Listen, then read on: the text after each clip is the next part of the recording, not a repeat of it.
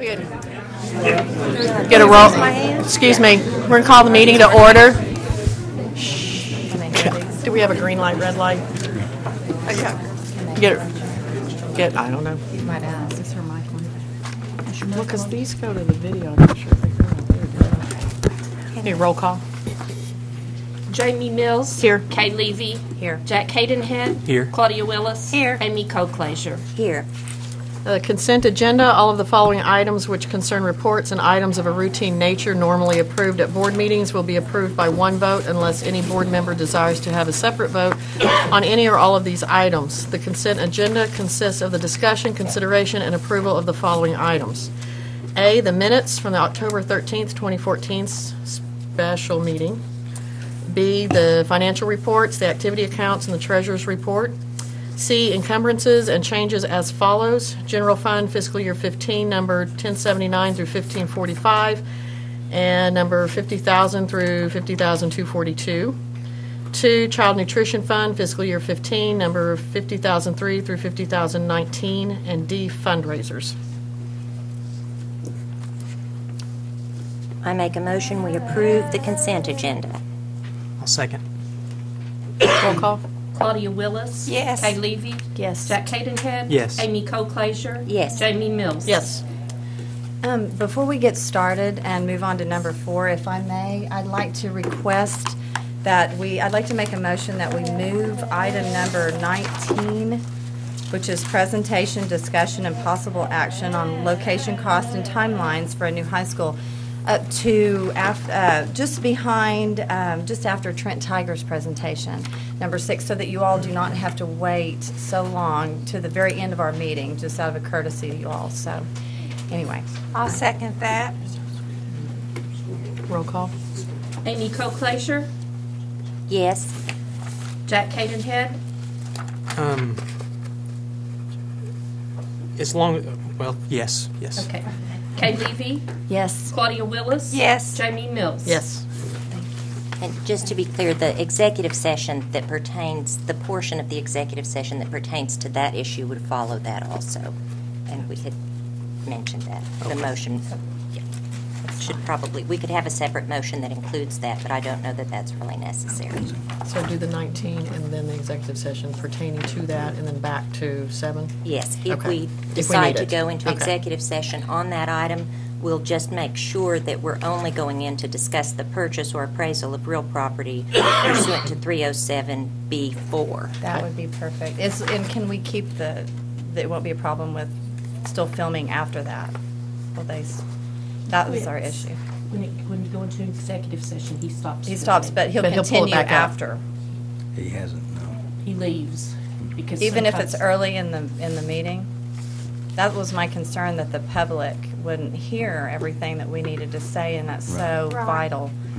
On So, TV. Well, on television. that executive session could still be at the end, I suppose, but because, But we want the public to be able to hear any action we take on that. Right. We just know that anything we discuss with regard to property values and that sort of thing has to take, is best discussed in executive session. So So if we had a short we- executive session, if necessary, after, somewhere around the number 19, I mean, if we moved it up, maybe they would stay.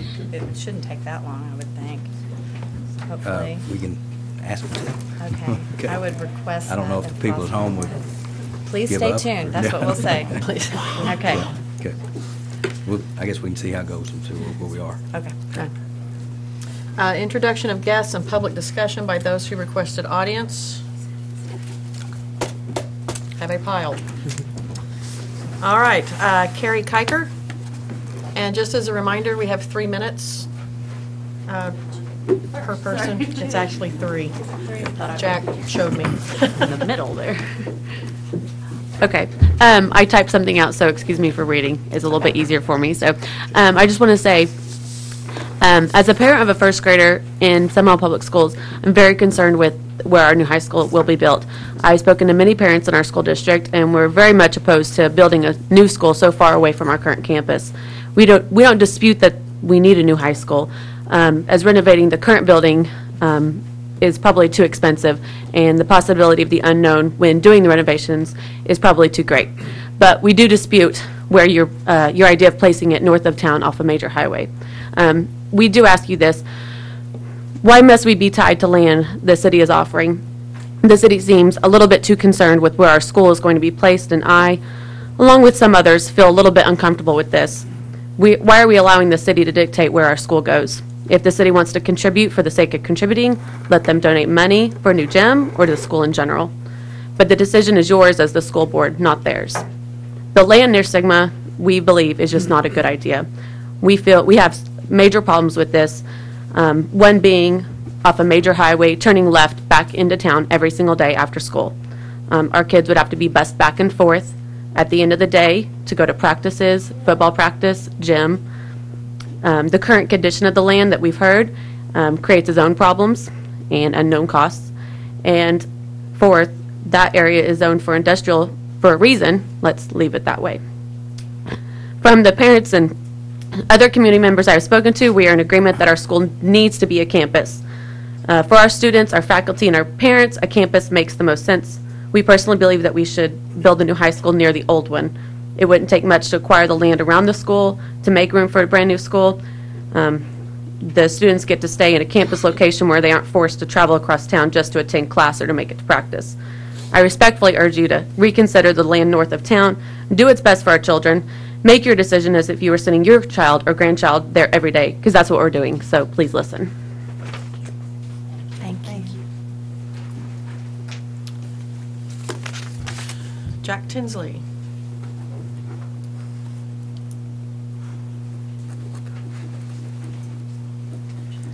Jack Tinsley, I teach at the high school. I have several concerns, not necessarily where the school is going to be built. We definitely need a new high school. After teaching in it for 37 years, I've seen how the building has become, and it's going to need a lot of work if we keep it there, whether we have the bond approval. The other thing I want to speak to is that I feel that no matter what area or what site that you choose, we need to do, all of us need to get together and plan and sell it to the community. And I think that's been one of the problems, some of the negative thoughts that I've heard. People say continuously, well, what are they going to do? What's going to happen? We don't know what's happening. And we can't answer because some of us don't know either. And I think if you have a committee, form a committee, wherever you decide, of the community, teachers, parents, from K through 12, people that have graduated from Seminole High School, that this would really help our school district sell the idea of why we need a new high school and work on that. Thank you. Thank you. Colleen Sheld.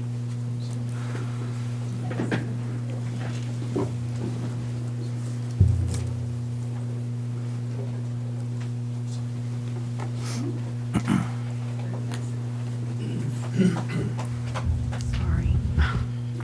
Good afternoon or good evening. My name is Colleen Shelb. I teach at the high school. Sorry.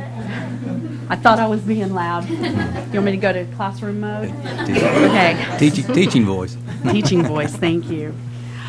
Good evening. My name is Colleen Shelb. I teach at the high school. I teach chemistry and physics. We need a new high school. I can tell you that. We have one laboratory for every science. It is attached to my room, so I'm kind of in charge of it, but everybody uses it. And so we have to rotate around as we need to. It's not been a problem. However, our test scores are not the best in science, and so we know we need to utilize that lab more. One thing that I was thinking is if we don't want to get a new location, there is space behind the high school between the building itself and the visitor bleachers. We could build a 3-, 4-, 5-story building there. It may only have 6 rooms on a floor, but we could make it into as many rooms as we need. That we've already got that, we own it, we could use it. And it may not be as much as building an entire new high school, and then we could renovate as we need to in the current building. I'd like a new high school just because I'd like some more lab space, but that's okay too. If we could just get more space. We are bursting the seams, and it's our kids that we worry about. So that's my 2 cents. Thank you. Thanks. Thank you. Joanne Baxter?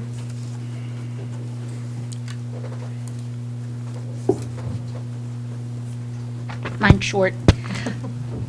My name is Joanne Baxter. I graduated from Seminole High School proudly. I spent 31 years employed by the Seminole School District and loved every minute of it. I have a daughter that graduated from Seminole High after spending 13 years in the school system. I am a proud chieftain, and I want that pride to continue. It is my belief that one more thing. There's been a lot of talk this last week about young professionals. Well, this old professional has strong feelings too. Okay. It is my belief that there is definitely a need for a new high school. It is also my belief that keeping the current campus intact for efficiency and for continued chieftain pride. There is land adjacent to the current campus that could be made available. For, if nothing else, than a classroom building. That would leave the current auditorium, the band room, the cafeteria, the library, the athletic facilities, the offices, the art room, the laboratory. How could we expect students to develop a chieftain pride if they are spread out over miles around town? That's my 2 cents.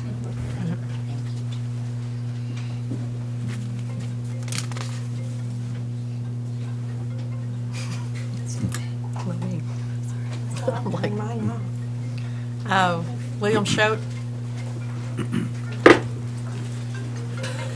Thank you. Again, I'm Bill Choate, and I have something like 28 grandchildren in your district and the adjacent Pleasant Grove district. Last month, in this meeting, the agenda said that you were planning to sell this property, Pleasant Grove would be sold at an auction. And I raised the issue about title. What title do you give? Because they said they wanted to, it was proposed to clear it for a housing development. And I said, well, you're going to have warranty deeds. After the meeting, I did make a presentation to Mr. Pritchard of a proposal to remove or resolve the issue of title by a negotiation for a quit claim deed. Quit claim would not necessitate a warranty or title insurance, but I just said, well, let's evaluate what the value of the land will be after you do all this clearing. I presume to be something like maybe $1,000 an acre. And I did make a presentation, just a personal proposal for taking my option to buy the property at that rate. Mr. Pritchard said that he did not have authority to either accept or reject that proposal. And so I'm saying if this board wants to reject my proposal, then I will consider the proposal withdrawn. Thank you. Krista Clark?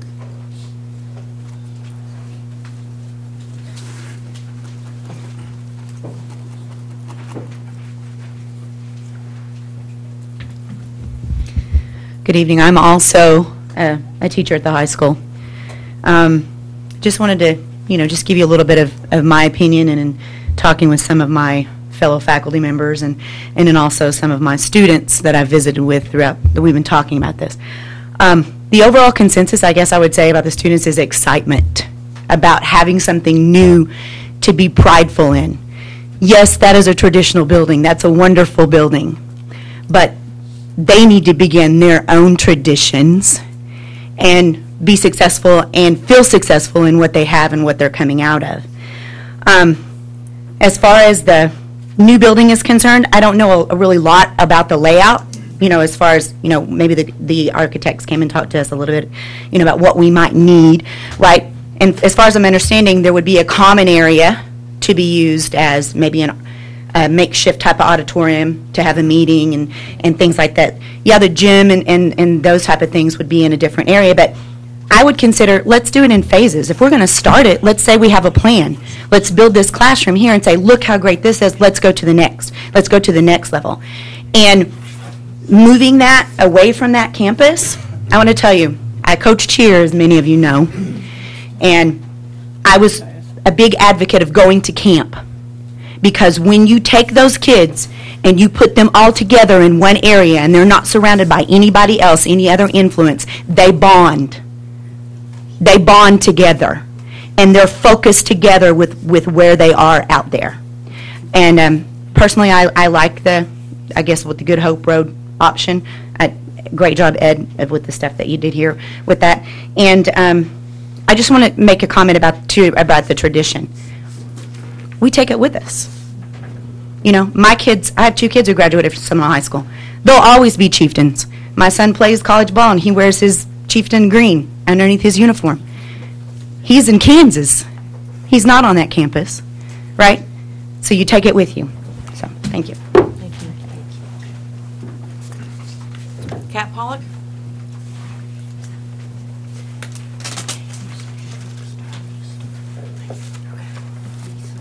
Thank you.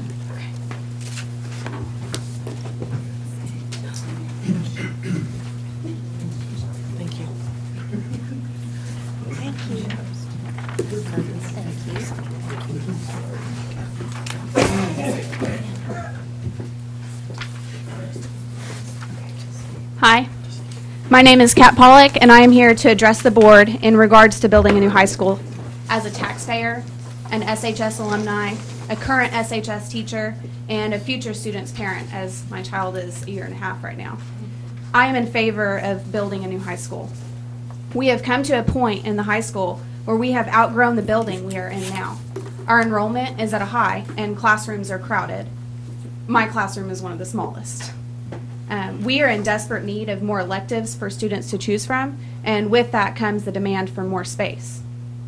Even if we hadn't outgrown it, it's time for an upgrade. Although there have been several repairs and upgrades to our high school within the past year, because it was built in the 1930s, it was not prepared with current technology in mind. We need a facility that has the capabilities for the new technologies available to our faculty and students. A new school will attract new businesses. In order for our school district to stay competitive with other schools and prepare our students for furthering their education, we need a facility that is able to set them on the right track. A new school will become a source of pride for our students. I've talked with several students over the past week, and here are a few quotes of what they said about our current school. Our building is old and leaky, and there's not enough room.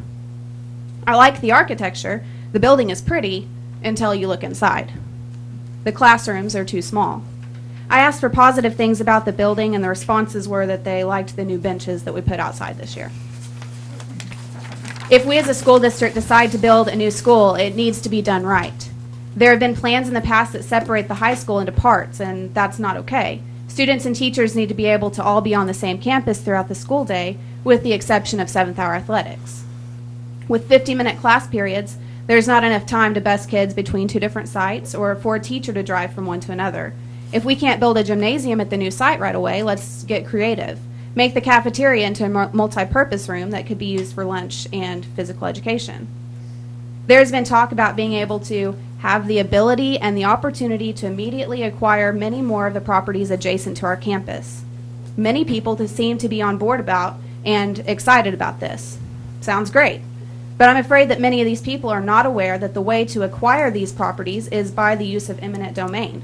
I will never be okay with our school district forcing people out of their homes just so that we have property that some people think is the best place for a new building, especially when there are other options available. I think it's time for us to be open and honest about how these properties are really being acquired. Let me say again, I am not okay with using eminent domain to force people out of their homes. I like the idea of the new school site being in a different location where we would not be confined by space, and there is room to build a sports complex in the future if that's the direction the school district chooses to go. Our current high school is full of tradition, but tradition is not just a building, it's the spirit of the school district. Thank you. Thank you. Thank you. Lauren Schatzel?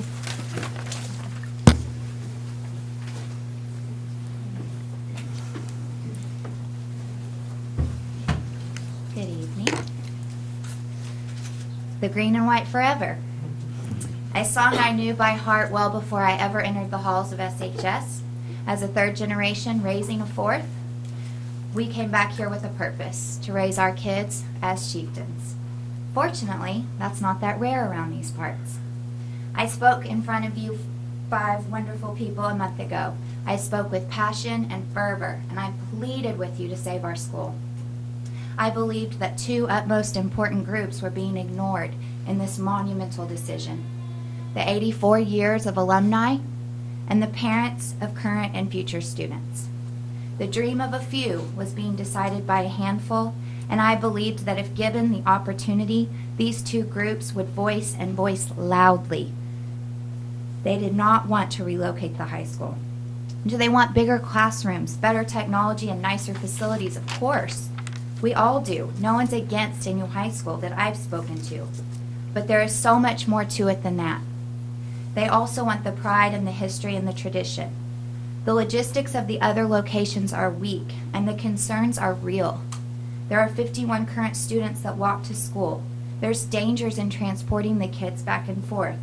There are lack of facilities needed at the new locations. The pros and cons to these can be listed in black and white, but we voters will consider them, but also consider the intangibles that are very real to us. I believed a month ago when I spoke to you that the majority of this community wanted to keep our high school right where it is, and today I can prove it. In the last bond issue on November 13th, 2007, it only took 296 voters to pass, positive votes to pass.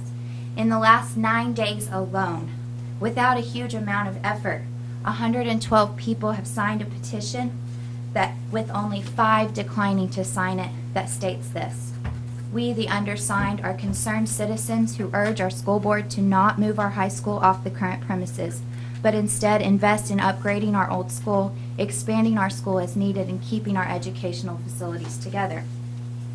These people that signed this petition ranged from the youngest of alumni to a 94-year-old 1938 grad, proud to save her school. This is your opportunity to do what is best for our community, to stand for what the people you represent want. This is what our parents, alumni, community members, and most importantly, voters want. Be a hero tonight and save, as the song goes, our dear old SHS. Thank you. Steve Saxon? Is he here? Don't see him. How did he fill this out? He asked me to fill one out for him. Oh, Yeah. that's pretty good. Steve Shopes. I thought I would be way down. I was trying to think of what to say. That won't be hard. I'm He Steve always knows Schultz. what to I'm say. just a citizen. I have children who graduated from Seminole High School. They were first-generation chieftains. And I can tell you that I would challenge anybody, no matter how many generations you have, to have more chieftain pride than my family does.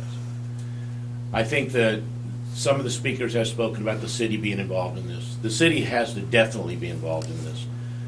If you move to a city like this, which we did 20 years ago, the number one factor we looked at in choosing the community to live in was the schools. Without a good new high school, we're not going to get the quality people that we want to get to move to Seminole. They're going to go to Shawnee, they're going to go to other communities, and that's a major concern. I don't think anybody here, especially the teachers, will tell you that the high school is really where we want to renovate. I have vast experience in renovating buildings and building new buildings and replacing wonderful old facilities because of the hospital business I was in. I think that it is a tough decision you're having, but I think there's only decision is to build a new high school. And the last thing I want to say is that we cannot displace families in Seminole. There is nowhere to put them.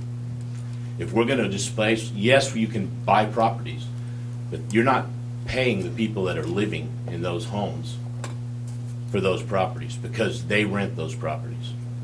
And there, you can talk to any of the realtors, any of the people that rent homes here. There are no rental properties in Seminole. So you're displacing families. And I urge you to think very, very hard before we even consider that as an option. I think a new high school needs to be built. There's many good sites. I'm not going to get behind one or any of the others. I have my preference, but I think that you have to choose. That's your decision. You have to choose that. But I think this is a decision for the whole city, not just for the school board.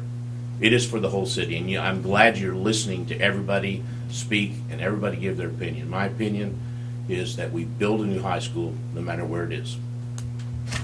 Thank you. Thank you. Nobody went over. Hey, that's really Thank good. you. That was amazing.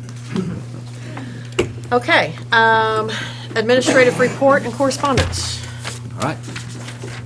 I'll keep it short since we have a lot of participation 3 this minutes. evening. 3 minutes, all right, okay. I'm kidding. I met with our new state superintendent, Joy Hoffmeister, Tuesday. We discussed many of the issues facing schools today, and so far she's expressed a willingness to work with educators to find some solutions, so I'm hopeful that she'll be much easier to work with than the last superintendent. And we already have crafted some legislation that I think will help with the third grade retention law and working to reform the A through F, the SLOs, SOOs, several of the issues that are out there today. So hopefully we can come up with some solutions pretty quickly on those. I'd like to thank Melvin Moran. He dropped off a petition to the central office yesterday, and the petition contained 24 signatures from Rotarians supporting the construction of a new high school. I appreciate his efforts in that. We have a new Facebook page. Our desire is to provide up-to-date information to interested parties on activities, menus, anything that we can think of. So if anyone has any ideas for what needs to go on our Facebook page, let Ann know. She's Lunch sorry. menus would be great. What's Lunch that? menus would be great. Yeah, I've that's got Is that it- going. What is it under exactly? Just- It's what is the site? Uh-huh. Seminole Public Schools. Yeah, Seminole Okay. Public Schools. Yeah, I printed off another one. Okay, the site Veterans Day programs went really well, and they were well attended. They always do a nice job with those, and they're really a nice event for us, especially at Northwood. I've always enjoyed that one in particular. It's really a good one. The football team won its 5th consecutive district championship and will have home field advantage through at least the first 2 rounds of the playoffs. Tomorrow's game will be against Sulphur. And I was just thinking, I think that over the past 4 years, regular season, we're 39-1. That's pretty incredible. Wow. Pretty incredible. It's a good job. Congratulations to them. I'd like to thank Melvin Moran for affording our staff the opportunity to have a training session with Roberta Clark. She's the Regional Anti-Defamation League Director. This will necessitate us changing our calendar, which is later on in the agenda, to January 9th. But I think that this would be a training to be great for our staff, and so I'm going to recommend that we make that change to allow our staff to go to this training. And then I'd also like to announce that our request for proposals for financial services have been sent, and that the deadline to submit proposals to us is November 24th. Okay. Is that it? Concludes my report. Did I make it under 3 minutes? I think your 3 minutes was good. Madam President, since we want Steve to Saxon, I would sign up? ask that we grant him an exception and to go ahead and Steve, you're up. speak now. You missed your turn, but we'll come back. Better late than never.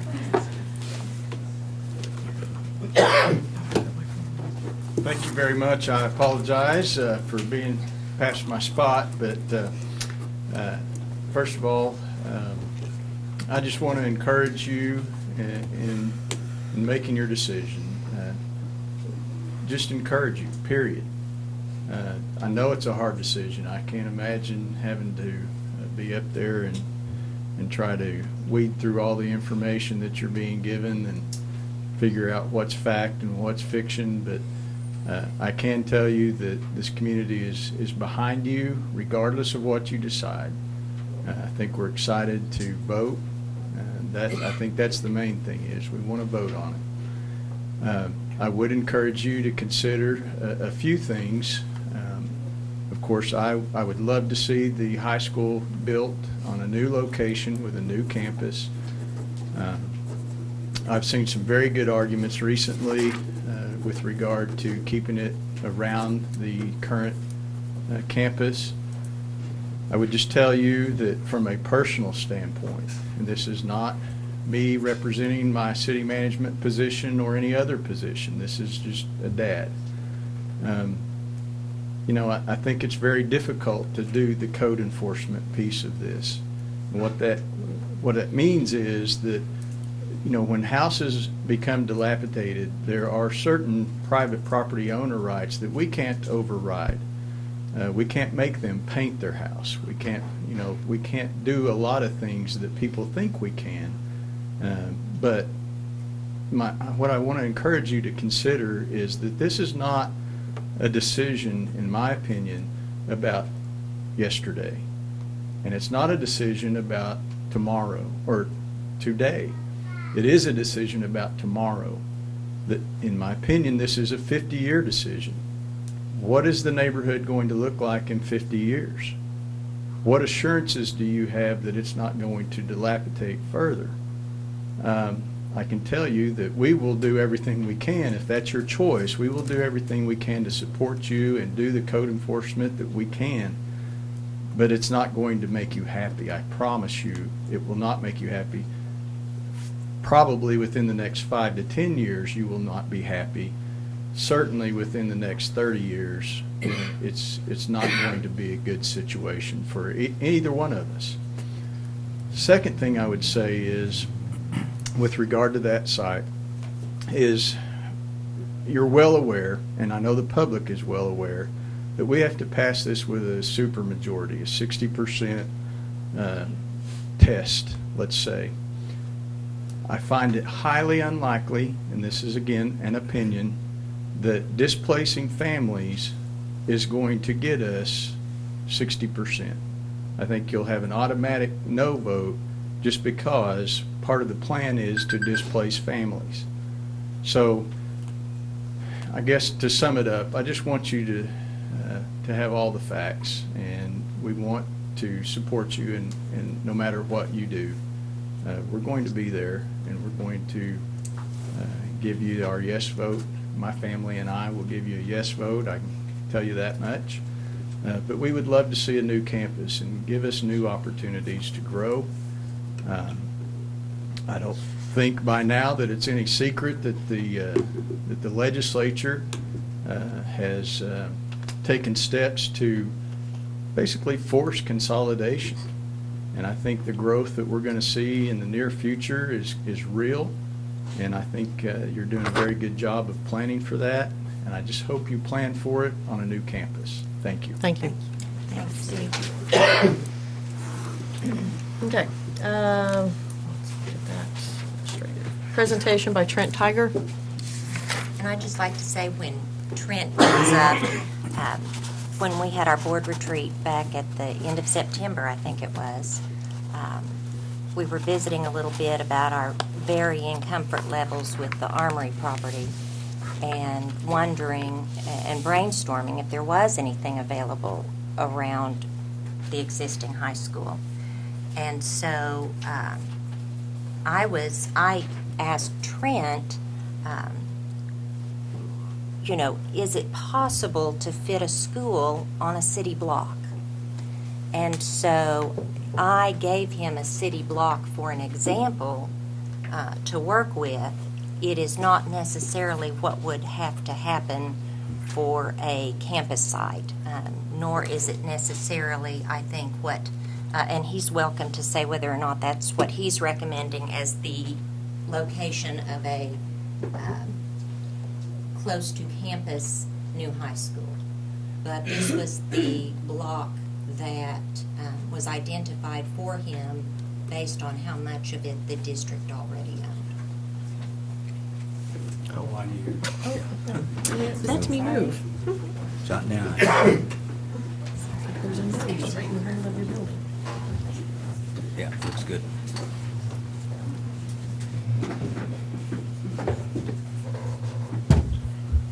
I just want to start by saying how great it is to see everybody here and participating and just being involved with the decisions of the city and our children. So, like Amy said, I was given a task or a challenge, if you will, to fit it on a certain portion of a city block, to see what could go, what you could get there, pertaining to what the school district already owns. So This is it's not a proposal, and I'll get to that in a second. So this is a semi-schematic study for a new high school on the existing campus. Coach. There you go. So I just want to put this disclaimer. The following is by no means the following is by no means a design proposal for a new high school at the existing site. This is a semi-schematic study that is strictly intended to investigate the surrounding site and square footages. It is also intended to present a very schematic example of what the site could be in the future. All existing site features, locations, orientations, and distances are as accurate as possible. So again, like Amy said, I was asked to take a look at what the site could be. So just get everybody oriented here. This is our existing site. You've got Strothers and Doran. You've got the existing high school, a middle school, and BLS Elementary. North is up. This is a blown up view of what you can see. The green boxes I guess they could be considered phases of the project. Acquiring the property, clearing land, demolition, so on and so forth. This site right here is approximately 167,000 square feet, 3 acres. The area just to the north of the administration building is 30,000 square feet, approximately 0.7 acres. And then the piece of land I think we already own, I believe. Most of it is 47,000 square foot, approximately an acre.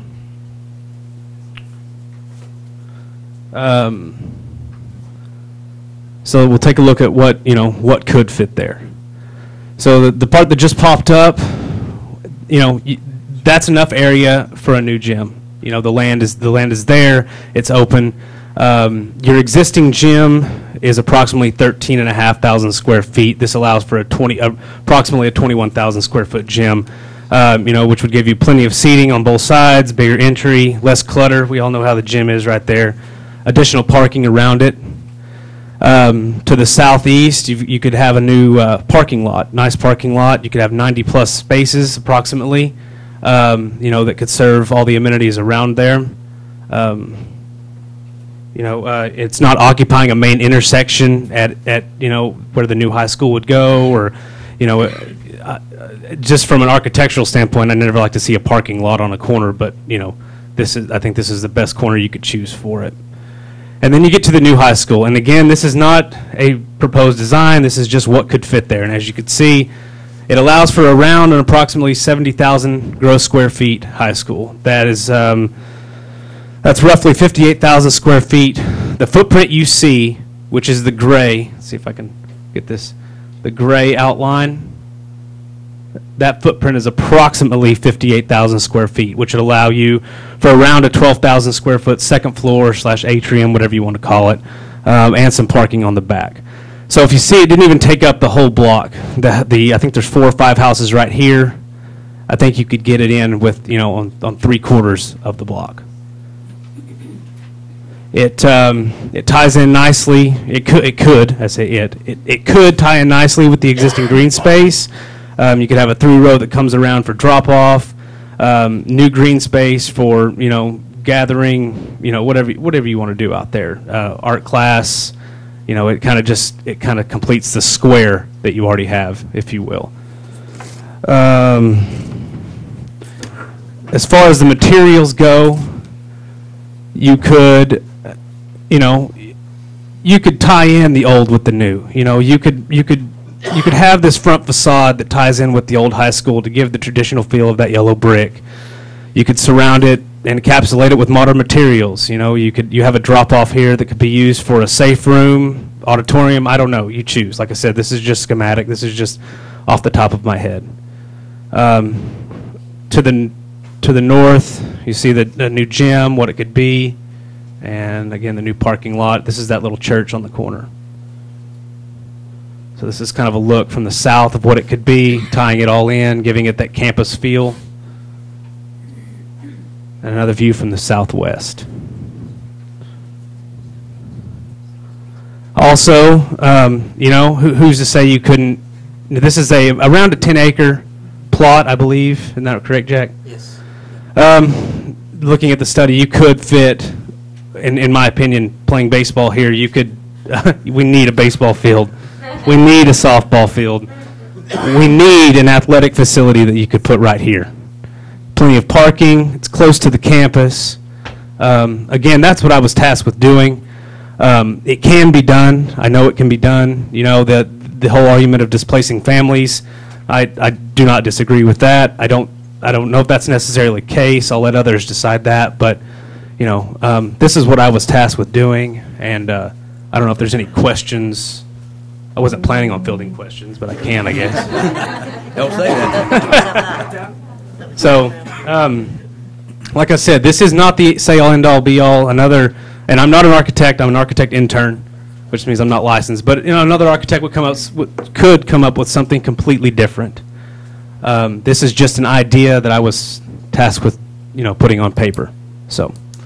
I appreciate the information so much, because at the time that we were even just tossing the idea in the air, I didn't know if we were talking about trying to place a high school in a spot that maybe just a gas station would fit in. I mean, was it even possible? Could it even be done? And Trent very graciously agreed to do this as a volunteer, and we appreciate it very, very much. For those of us who are very visual and cannot just listen to ideas and picture it ourselves, and I'm one of those, it helps so much to see something like this, and I appreciate that very, very much. You're welcome. It was my pleasure. Thank you. Nice job. Okay, this is where we're hopping down to 19. Presentation, discussion, and possible action on location, cost, and timelines for a new high school. Do we... Oh, we're going to discuss first. That would be smart, wouldn't it? My understanding was that Ed was going to get his report now. So I have to follow that, right? I appreciate being asked to put together some information on different sites. I did not make a recommendation in this, but I tried to put together some facts. Ed, can I tell them that there are packets of what you found, your findings over there, if anybody wants copies of it? They're by the door. They're by the door. I'm sorry. Hold the microphone up a little bit, Ed, we can't hear you. How's that? Speak loud. I can't speak any louder. I'm sure that's true. I'm sorry, go ahead. That's fine. I was asked to put together some information on different sites in town, and some of these were suggested, some of them we came up with. We actually looked at about 4 or 5 more sites that we did not put on here because actually ruled them out because there were so many negatives to the property. But the ones that are on here are ones that had been talked about in the past and we felt like needed to be addressed in this. I will say I was not told to come up with a recommendation. I wasn't told what to do. I was told to come up with pros and cons and try and give you some information that you needed. So that's what I tried to do with this. The first part of what I did is evaluate an area north of our current high school all the way to Strother Street. And I actually taken all the emotion out of it. I tried to give you a big picture of what it would look like to take that whole area and then put a school in the middle of it. And the reason why I actually put this in there was because there's been a lot of talk in the past about the rundown area around the school and the negatives that surround that. So I wanted to kind of give you a price, something to think about on what it would cost to clean that area up and get us where we needed to be if we wanted to just put that school there and straighten everything up at the same time. So that's what I tried to do. As you see, I also tried to put together some things like the fact that I wanted you to know that the sewer and water needed to come out of that area if we're going to put parking lots in there. that kind of thing, and that's going to be costly to put that together. But total, doing that was somewhere around $5 million.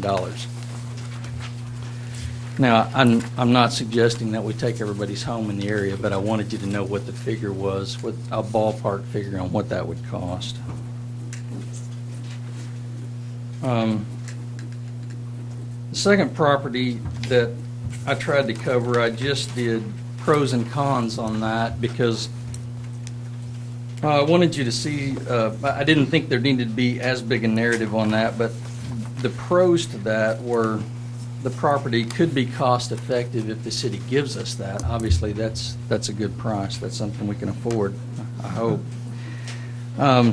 Property 2 is the one north on 99, is that? It is or anybody doesn't have the handout? I'm sorry. It is the next to the Sigma around C&J right off of Highway 99 North, the one that's been discussed mostly tonight. In the pros, I put that it was easy to find. You could kind of showcase your high school by putting it out there, easy for people to see. And obviously, I mean, if there's 50 acres, there's plenty of room to grow. I think most people are thinking big. The people that I talk to in the community wanted to talk big. They wanted to talk about new ball fields and that kind of thing, new gyms and all of that. So there definitely is room to grow there. It's a beautiful piece of property, and it could make a really great looking campus, like a sprawling college campus, which I think would be really neat. Water and sewer is easily accessible out there. I also tried to put the cons together. I wanted you to hear about the number one, the anhydrous ammonia that's on the property, the Bar S property, which to me is a pretty big deal. That they've taken a lot of safeguards and for their employees that are there, but if there's a catastrophic failure, it could be an issue for us, for our kids being outside. Big deal to me. I know it is to you. At least one oil well on the property, and I think there's two, and I didn't have any history on the wells and kind of put this together in a hurry, so I didn't try to get a history on it, but it definitely had to be dealt with. The other thing that I saw in the evaluation was the fact that we have a new compressed natural gas fill station that is out on Highway 99. To fill the vehicles with compressed natural gas, they hold about 3,000 psi, so it's going to be about 6,000 psi at this fill station. That's a lot of gas pressure. That's something that you definitely needed to consider. The other thing was the trucking company that's just north of the natural gas fill station. There is an odor that's associated with those fluids that they keep on site. I've not heard of it being a big issue, but I wanted to address it so you guys could talk about it if you wanted to. We don't have any topos or environmental analysis on the property that I'm aware of. I did also want to say that Sigma's had some problems with odor associated with their treatment facility, with running meat through there. That treatment facility is on the southwest corner of the property. I see that as being an issue for us, especially if we're going to be just to the west of that. So I also put that in my analysis. Not to interrupt you, Ed, but when you say we don't have the environmental analysis or are you referring to things like core samples and soil samples? Right. Okay. All right.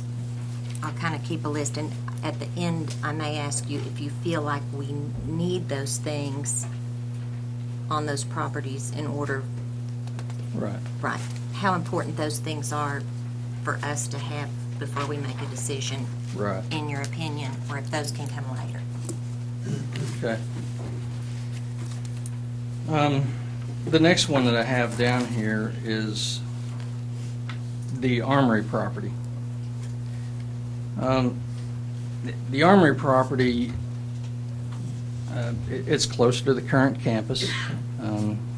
It's downtown. It would be easy to find. It's close to the Reynolds facility and the softball complex, so those are all pluses.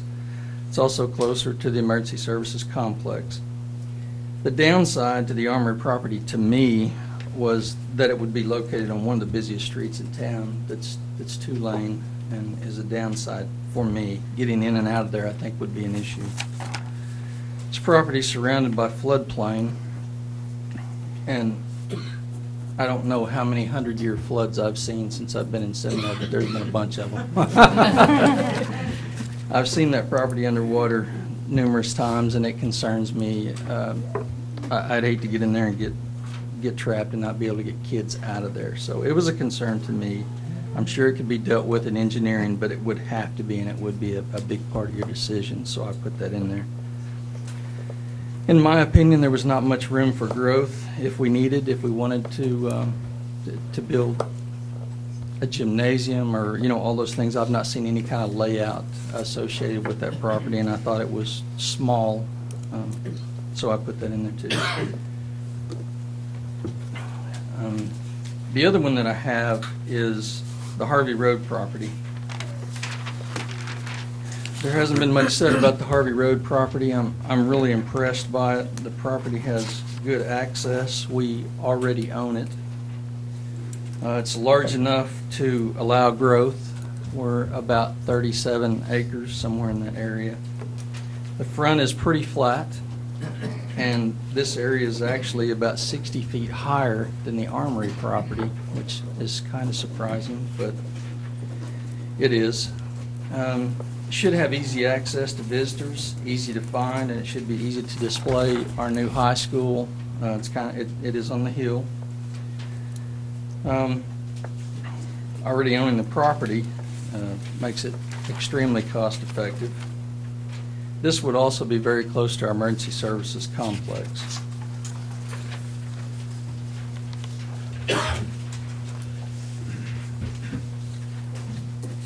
What is the exact location of that? I'm new here.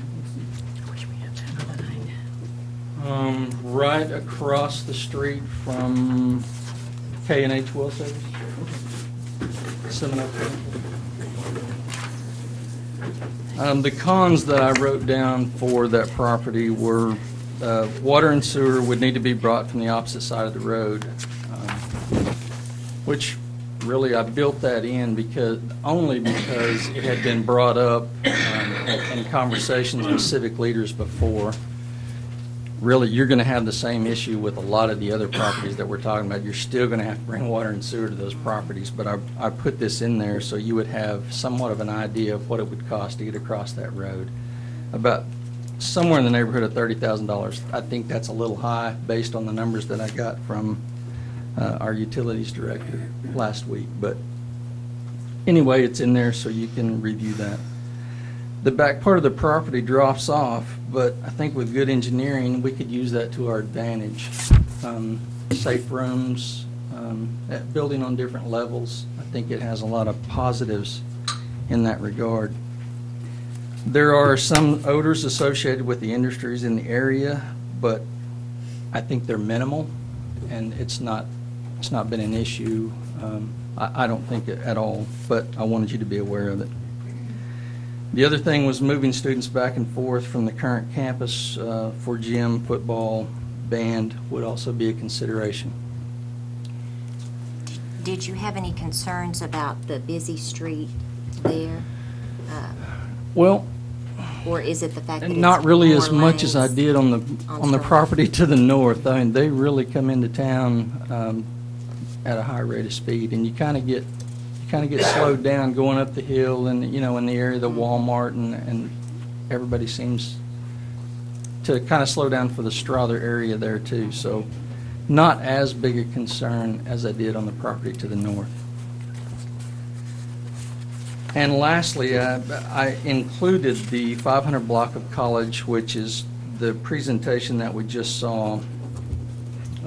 Saw a lot of positive things about that. This area is very close to the current campus. I think that's pretty obvious, but this would not require as much land or homes to be purchased as the first idea that I threw at you, but you don't get to control your environment around the school nearly as well, so there's a trade-off there. It appears that the new high school would fit on the property and would not require additional uses of buses to get back and forth. Utilities are in the area. They're already there, but they would need some modification. We would have to change some things. The downside of that,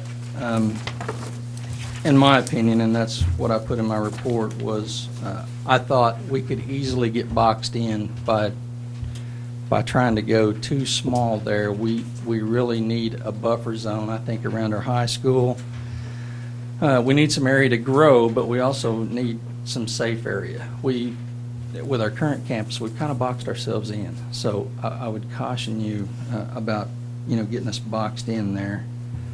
I tried to give you some numbers on making that a little bit larger and moving into the next block with the $1.2 million.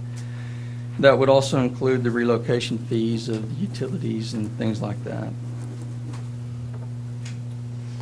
I think also the school would need to continue purchasing property in the area to keep addressing the blighted thing that we have going on there. With some help from Urban Renewal Authority, I think the area could be cleaned up, and we probably need to be working with any way to do that. Those are the only properties that I tried to cover in this. We did talk about, I think, 4 or 5 more, but tried to narrow it down to this. Do you have any questions about any of those? Well, I do. This last one where we talked about the block and that we own some property there already. So how many houses are we talking about in that block that we would need to purchase? Or it depends on whether we try and contain it to that block or not, or whether we move over.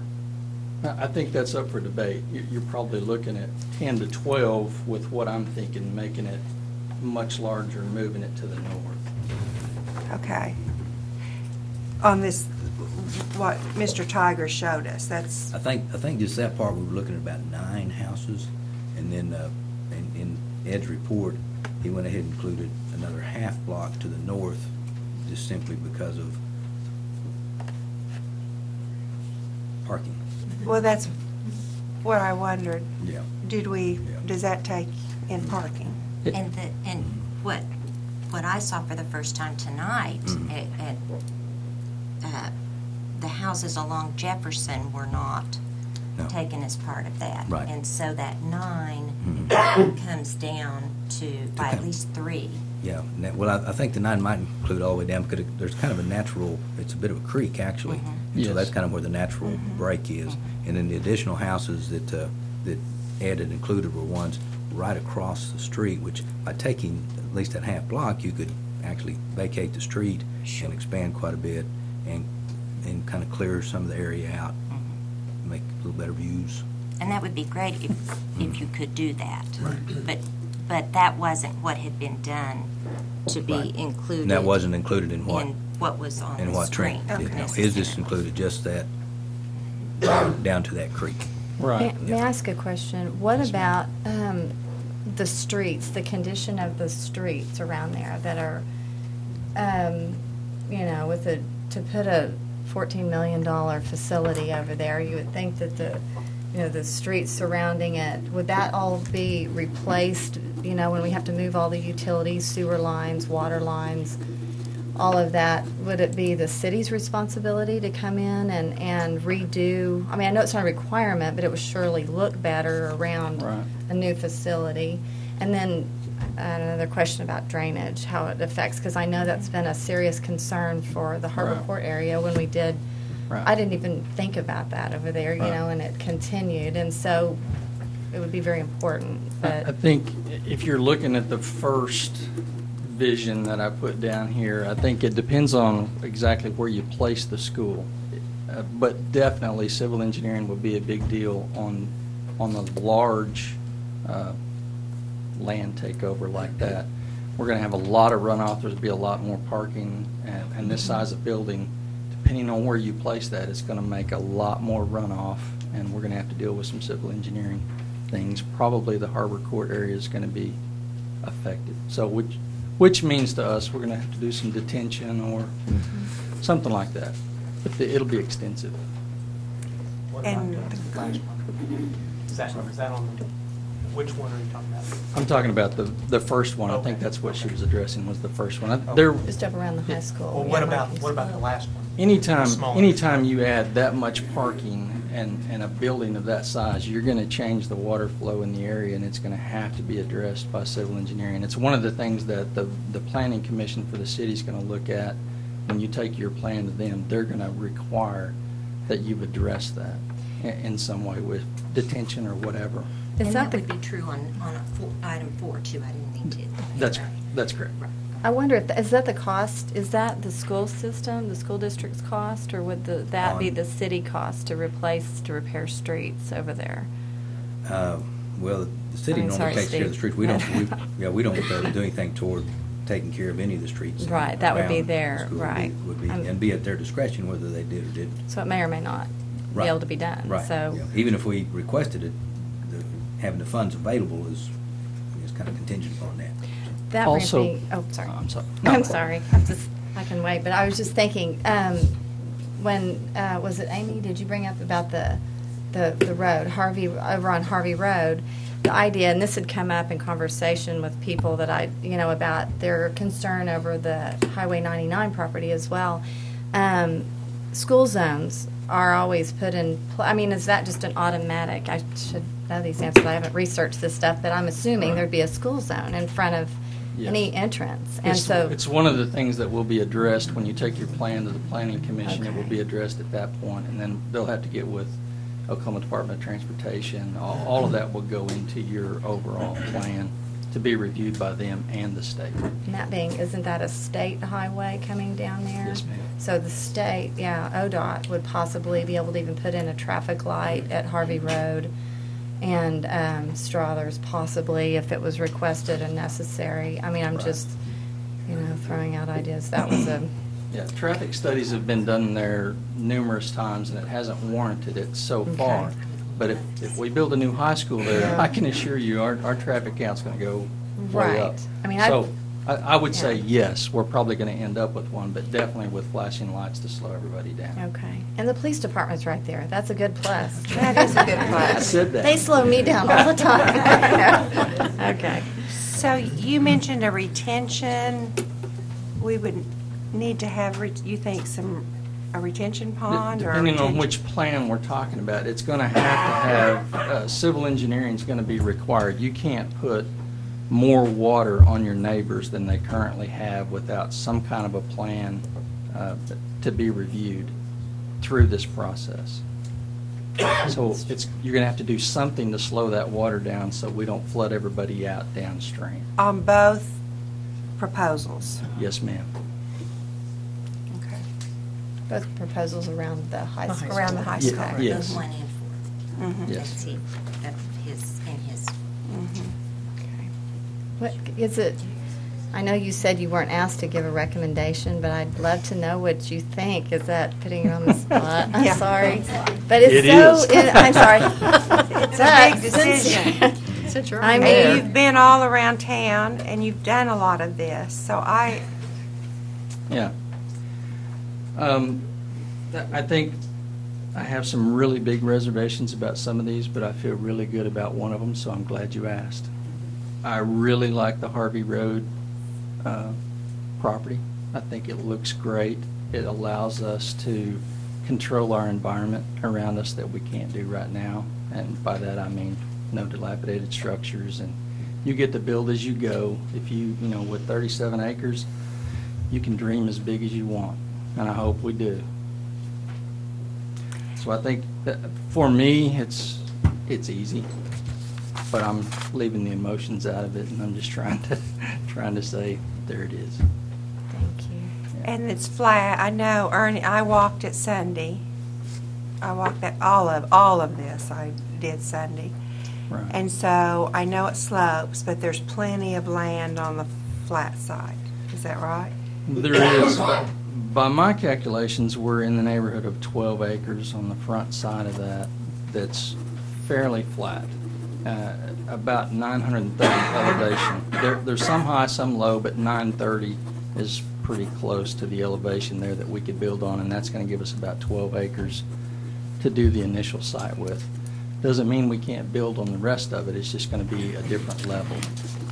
Is it street level, or is it, I always go by it and like, oh yeah, there it is. I forget to, you know. You mean the front part of it? Yeah, Right. is it, I mean, in my mind, I think there had been, because we looked at this long and hard years ago, Right. back when we were still trying to decide whether we could even get a high school, and I always wondered, and we had some really cool split level ideas, and and it was purchased at a great price. It wasn't ever a bad decision to buy that property, I Right. feel.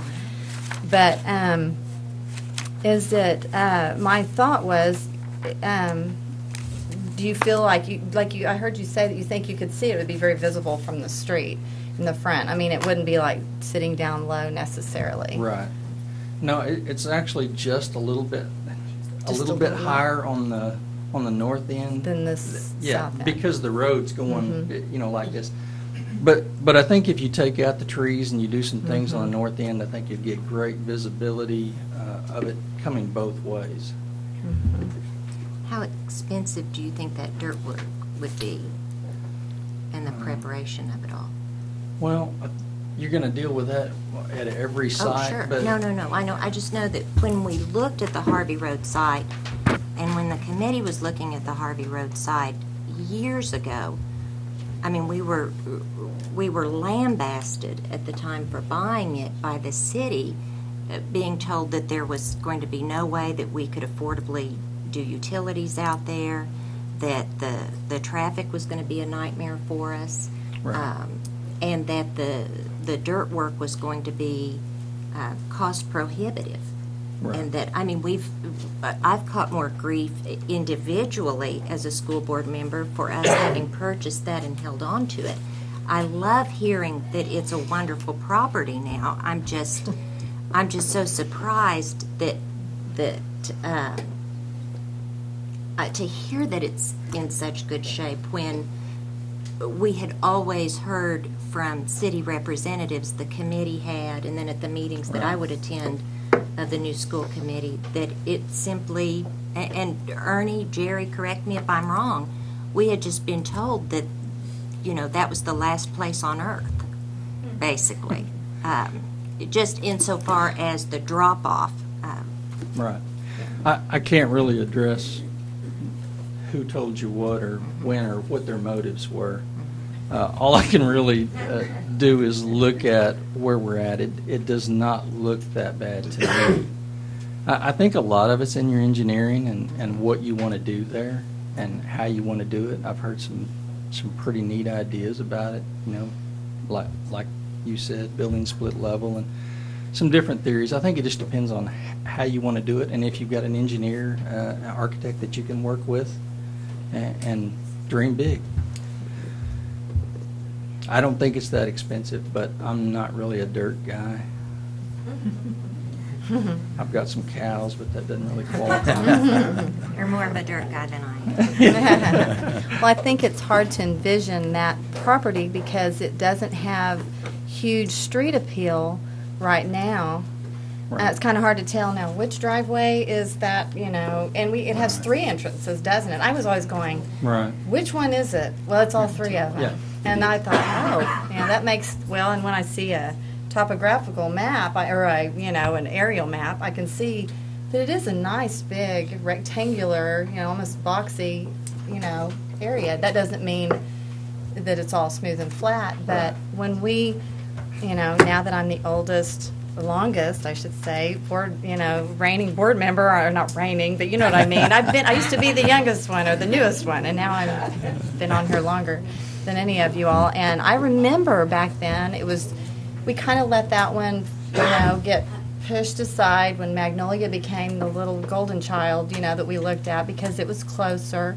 We weren't nearly this far along in the community, and just considering a new high school. We were still, remodel versus high school, and oh no, there's no way you could ever get anyone to pass a tax increase, and there was just, it may seem like it's taken us forever to get to this point, but really and truly, I still hear that you all still, I realize how uninformed the public is still, and obviously there's no way you can be privy to everything that we have to consider and getting to where we are, but it's probably, there's a good reason it's taken this long, because we might not have been happy with what we would have had back then.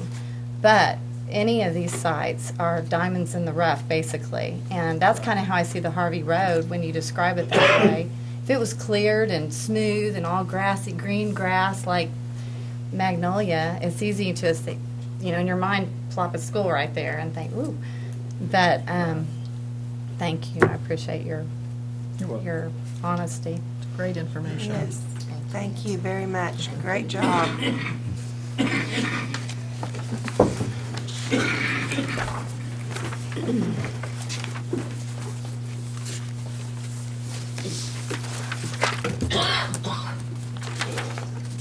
Anyone, any more discussion, motions, anything?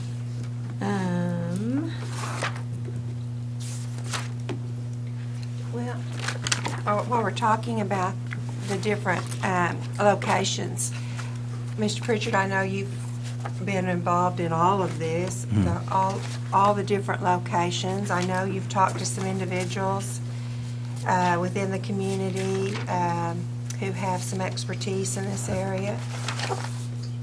Do you have a favorite spot or a recommendation for the board?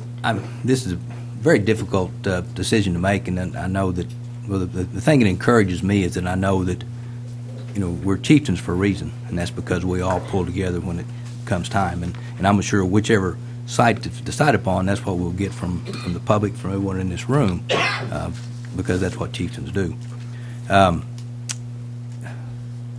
I visited with, because we didn't really put any committees together, so I pulled in some individuals, and after Ed had looked at had developed this report, I pulled some in to let them look at it and kind of get an opinion from them, and tried not to sway in any way, but just to let them look at the report and see what their recommendation would be.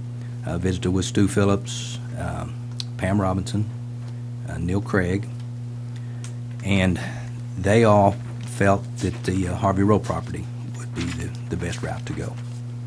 I see a lot of positives to the Harvey Road property, and without really any negatives.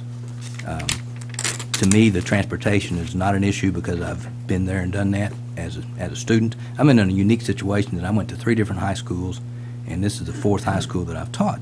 I've taught in, and so I've seen about every situation that you could be in, and having your middle school separate from your high school is not an issue. Having your gym separate from it is a little more of an issue as far as your PE. That's and having your auditorium. Those would be the 2 issues that you would have from that. Other than that, I really don't see an issue as far as putting it there. So that would be my recommendation. I appreciate what Trent's done. I think that his vision of that is intriguing, and I see that as a viable option as well. But just like what Ed said, just trying to take all emotion out of it, and that's difficult to do because I have a lot of emotional ties to that high school. But trying to take all emotion out of it, my recommendation would be Harvey Road. I understand you've visited with Keith Shaw. Yes. Quite a bit, and he's made some suggestions on cost, no matter. Yes, he feels like that the route that we need to go is he's a firm believer in going with smaller firms, architectural firms. I visited with him about the $240 a square foot and gave him that cost breakdown and asked him to look at it and see if he thought that was accurate. And he looked at it, and I think he told me he spent the night really not sleeping much, and called me to his office the next day and said, Jeff, you can do it a whole lot cheaper than that. You really can. He said if you get with a big architect firm, it's going to make it really difficult to do. But he showed me some information from Mike Riley, one that he's working with on some projects right now, that Mike Riley's is working on a new high school for Poto, and it's 100,000 square feet. And his cost projections on that 100,000 square foot complete campus is $170 a square foot, including all fees. A huge difference, huge difference. And what makes me hopeful that we could get more bang for our buck, and the possibility of maybe even being able to include a gym in with what we have, and then pretty much all transportation issues with students would be eliminated other than going back for football practice. But right now we have students that are going to the golf course, going to baseball, going to softball, going to tennis, track. And we're not really a complete campus, and I know people feel like we are, but we're not, and we never have been, because we transport kids all over the country. A complete campus would have all those facilities right there together, and we've never had that. So even the possibility of maybe a practice gym would even take care of, Easily. You wouldn't have to do the huge Right. field house type thing at first. Well, and Keith gives a different perspective on how you approach it to begin with.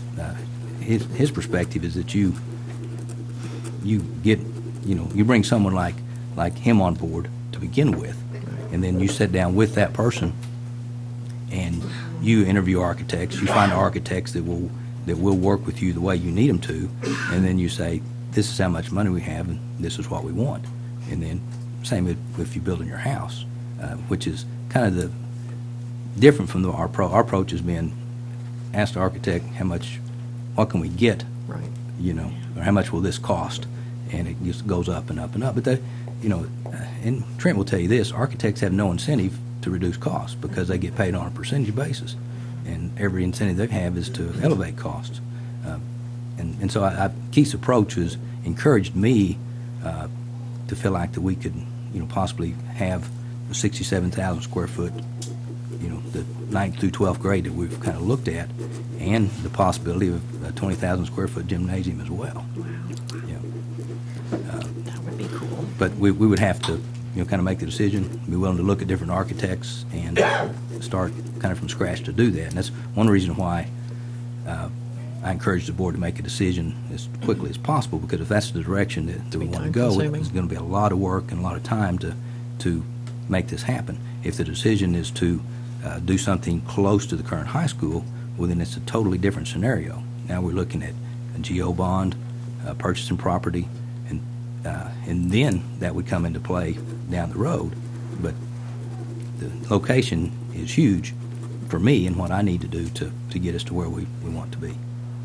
And you have looked into RFPs, trying to get the least Yes. amount of fees taken out of our bond. Right. So what we ask the people for, we can realize more money. Right. Where are you in that process? They're supposed to be back, if you listen to my November 24th. report, my goodness. Sorry. November 24th. I was Well, keeping that's the what I wrote time. down. I wrote November down the 24th. date, and I Yeah, can't remember what it was. supposed to come in November. You did say that. I'm November sorry. I didn't write it down. I'm just teasing.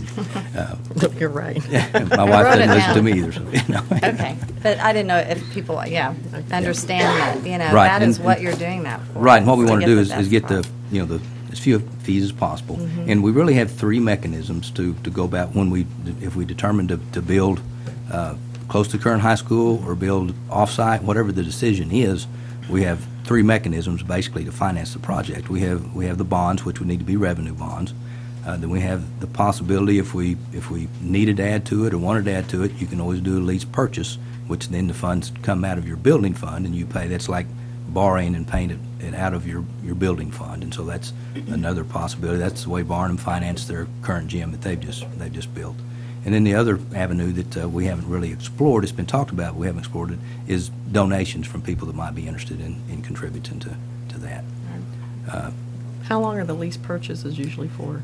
You can set them up for any number of times. We've done lease purchases in the past. We did a lease purchase on the back half of the middle school was a flat roof, so we did a lease purchase to put the standing seam metal roof on it. We've done lease purchases for buses. We've done lease purchases for the lights at the stadium. We've utilized those in the past several times. We don't have any right now, and to a certain degree, we did a lease purchase on the track. That was actually set up as just a lease because we never did would end up owning the track. But right now, we've paid off every lease purchase that we have, and we're almost debt-free as far as that's concerned. Nice. Well, just for a little history, because I've heard several people talk here tonight. I know we transport children to different locations, golf, baseball, track, and then also about the city. And I think it's important to recognize how the city, we have a track. The city has been very helpful to us in that we wouldn't have the softball complex that we're in right now. We were in the middle of a Title IX lawsuit and not looking very, very promising for us to come out of it without a big settlement of some type.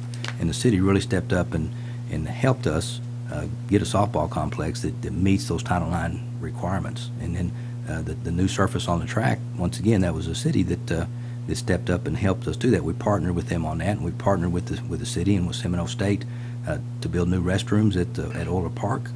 We partnered with the city on a lot of things, and with Seminole State as well. And I think that the partnerships that we have with those other two major entities in the community are huge. They do a lot to help us, and hopefully we do a lot to help them as well. Right, well, I see it as a partnership. And the history of, I know Kay was probably on the board, and I think you were, when you bought Harvey Road. Can you, I know you looked at it. Yes. I know it's paid for, am I correct? Right, we've got a really good price, and Jerry Colclager really was a big help in helping us locate that and helping us get that at a sheriff's auction. We paid, I think, $56,000 or $57,000 for that. It's it's almost 39 acres. So it was really a steal. It really was. It was a yes. paid. It was a smart move. Really It was under market. It really was, and I appreciate his help on that. That was huge. Yeah. Well, I thought, I didn't know what we paid for it, so I thought they might, the public might want to know what that piece of property cost. Right. Plus, the school has already invested in the demolition of the structures that were on there. And now we haven't done core samples per se because we got off onto, the Magnolia site. But did you you've got a chance to call? My concern, after we received, the board members received Ed's report, last week, and so that we would have a week to kind of mull over these ideas. And my concern was, I don't think there's 40 acres in this town that doesn't have puncture holes, from oil wells, they're everywhere. And so I'm always thinking, what's out there? And do you called? I got a hold of George Hearn, who's our regional representative here with Corporation Commission, and according to his records, there were 4 wells on the site. And that being a pretty well square 40 acres, for whatever reason, there's one right in the middle of each of the 10 acres. There was one drilled in 1926, one in 1927, one in 1962, and one in 1971. And each of them have been abandoned and have been plugged.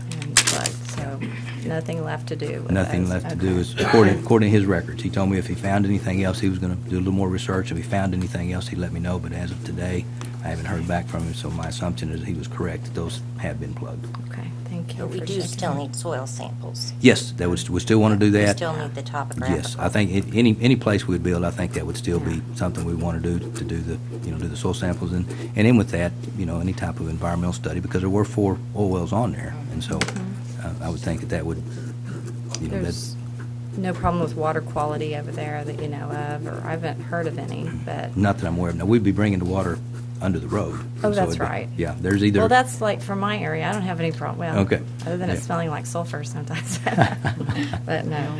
Yeah, And I there's, drink it and I'm alive, so. Ed tells me that it's either an 8-inch or a 12-inch line it's over, which either one would be, it's 70 PSI, plenty of water to supply what we would need. So. Okay. And that could be done, like, soon. But, okay. Yeah, natural gas, just a regular pipeline in front of that, like you'd have in front of your house, so we'd have gas that's available. Okay. So that's a low-pressure gas line Yeah, I that think goes it's like in 30 front. PSI. It's And just like anyone it's would just have a in front of utility their house. line. Utility Yeah. line, Okay. yes, correct. Okay. There's not anything we haven't thought of to that particular or any of the other properties. Ed was very thorough. I really, Something. yeah, Well, I mean, you've been very thorough, I really Ed. Thank you appreciate very that. But he was very, very thorough. And one thing that he really tried to do, and you know, we spoke about this quite a bit, was try to take a worst case scenario at each of the sites. To, you know, what if something were to happen here? What if, you know, what's the very worst that could happen? And that's the reason that a few of the sites aren't being recommended, is because of there's just some things that it might be a 100-year flood, but if we had that 100-year flood, it could be an issue, and we could have kids camping out in the school all night. So, but, I would bring in a helicopter and I would leave. But Well, I think before we have a motion, or before I make a motion, I want to speak up and let everyone know where I stand. I've enjoyed hearing from everyone this evening, regardless of what your opinion was. This is the best attended school board meeting we've had since I've been on the board, maybe 8 years now, and I love that. It is so important. It's so important that I hear from people, and not just people who agree with me, but everyone's point of views, and not just your point of view, but your reasons for it too, and your background, and when you graduated from Seminole, because I didn't, and what you love about your high school and your town, and what that tradition means to you. It's because I went to high school in a place that didn't have that kind of tradition and that kind of feeling among its students, and so that's really, really special. I want to say my commitment right now to the idea of a central campus has nothing to do with a sentimental feeling for the old building, although I do have one. I do remember attending debate tournaments there when I was in high school, and we would come in from the city on a bus, and I would think, look at that great old building that looks so different from the brand spanking new one I was attending classes in Oklahoma City that felt so impersonal and so cold, and Seminole just felt so warm and so welcoming. And I remember that these many, many years later. I'll tell you, I think the central campus makes sense to me for the millions of reasons that I've heard from people who are concerned about having their kids bussed around, not just for seventh hour athletics. It's easy to say it's just for athletics, but it's for band, it's for whatever else may be going on. Maybe it's for pep rallies if we're talking about trying to get people over to the stadium. It's for that sense of these are the things that are going on in our district, and that's where it's happening. I have a dream of a brand spanking new high school that could have a computer lab and a library that might even stay open a little later in the evenings, that students could access and be able to study in, and be able to get online and work on things and have tutors and things of that nature. Wouldn't that be great to have almost our own version of a college-type campus right there on our own Seminole High School and middle school campus? Now, that may not come to pass, but I think the best way of making sure something like that could come to pass is to keep it in the area where our students who are the neediest and the most likely to be walking and the most likely to need those resources live. We can talk all day long about not liking the looks of those houses, or is that car up on blocks in the front yard, and that sort of thing. But the reality is, where the school is now is where the students live that walk to school and that may not have very much. They can't afford a car to drive to school. They don't walk to school because they enjoy the exercise. It's because they can't afford a vehicle, or they're not sheltered like my kids were and driven right up to the door every day of their lives until they were driving on their own. And I don't, I don't claim to know everything about everyone that lives in one of those little houses. Those are the kinds of little houses that I grew up in, and that my relatives that loved me and did well for me grew up in. And I just think that there's something to be said for having our new school right there next to the tradition and in the shadow of our old grade school. And that's why it's important to me. And those are the students I want to be taking care of and representing, not just in the next 5 years, but for the next 50 years and the next 100 years. And if those houses fall down, well, maybe somebody will come along and build some more houses for families like that who live paycheck to paycheck to be able to live in right there, and for their kids to be able to walk to school from day in and day out.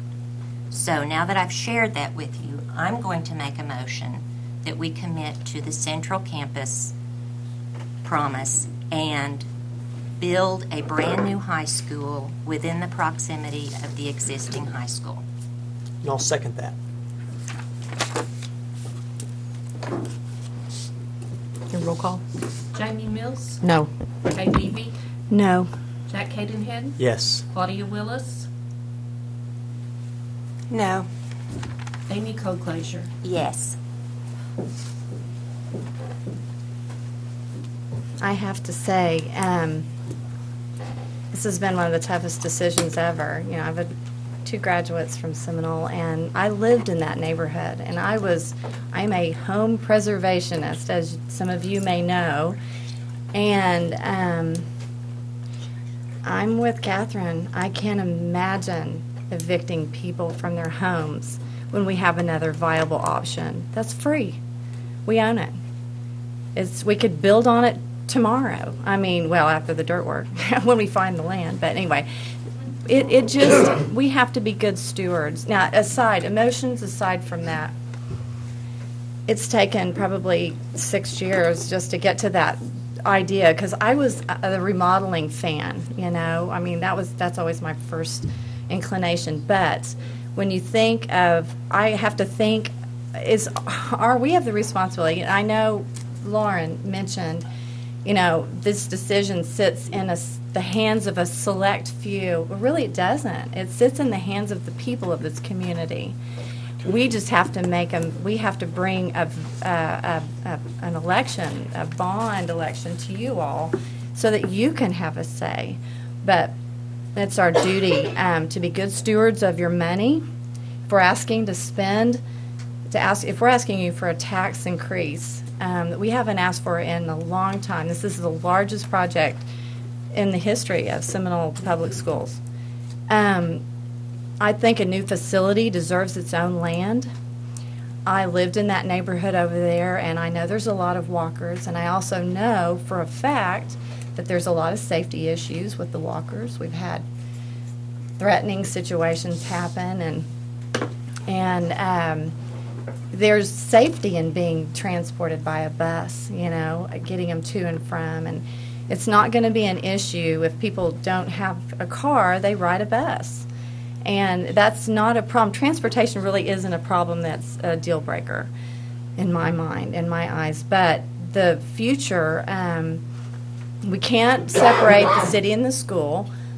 We help each other. We scratch each other's backs. We have to have a thriving community to have the taxes to pay for our school system.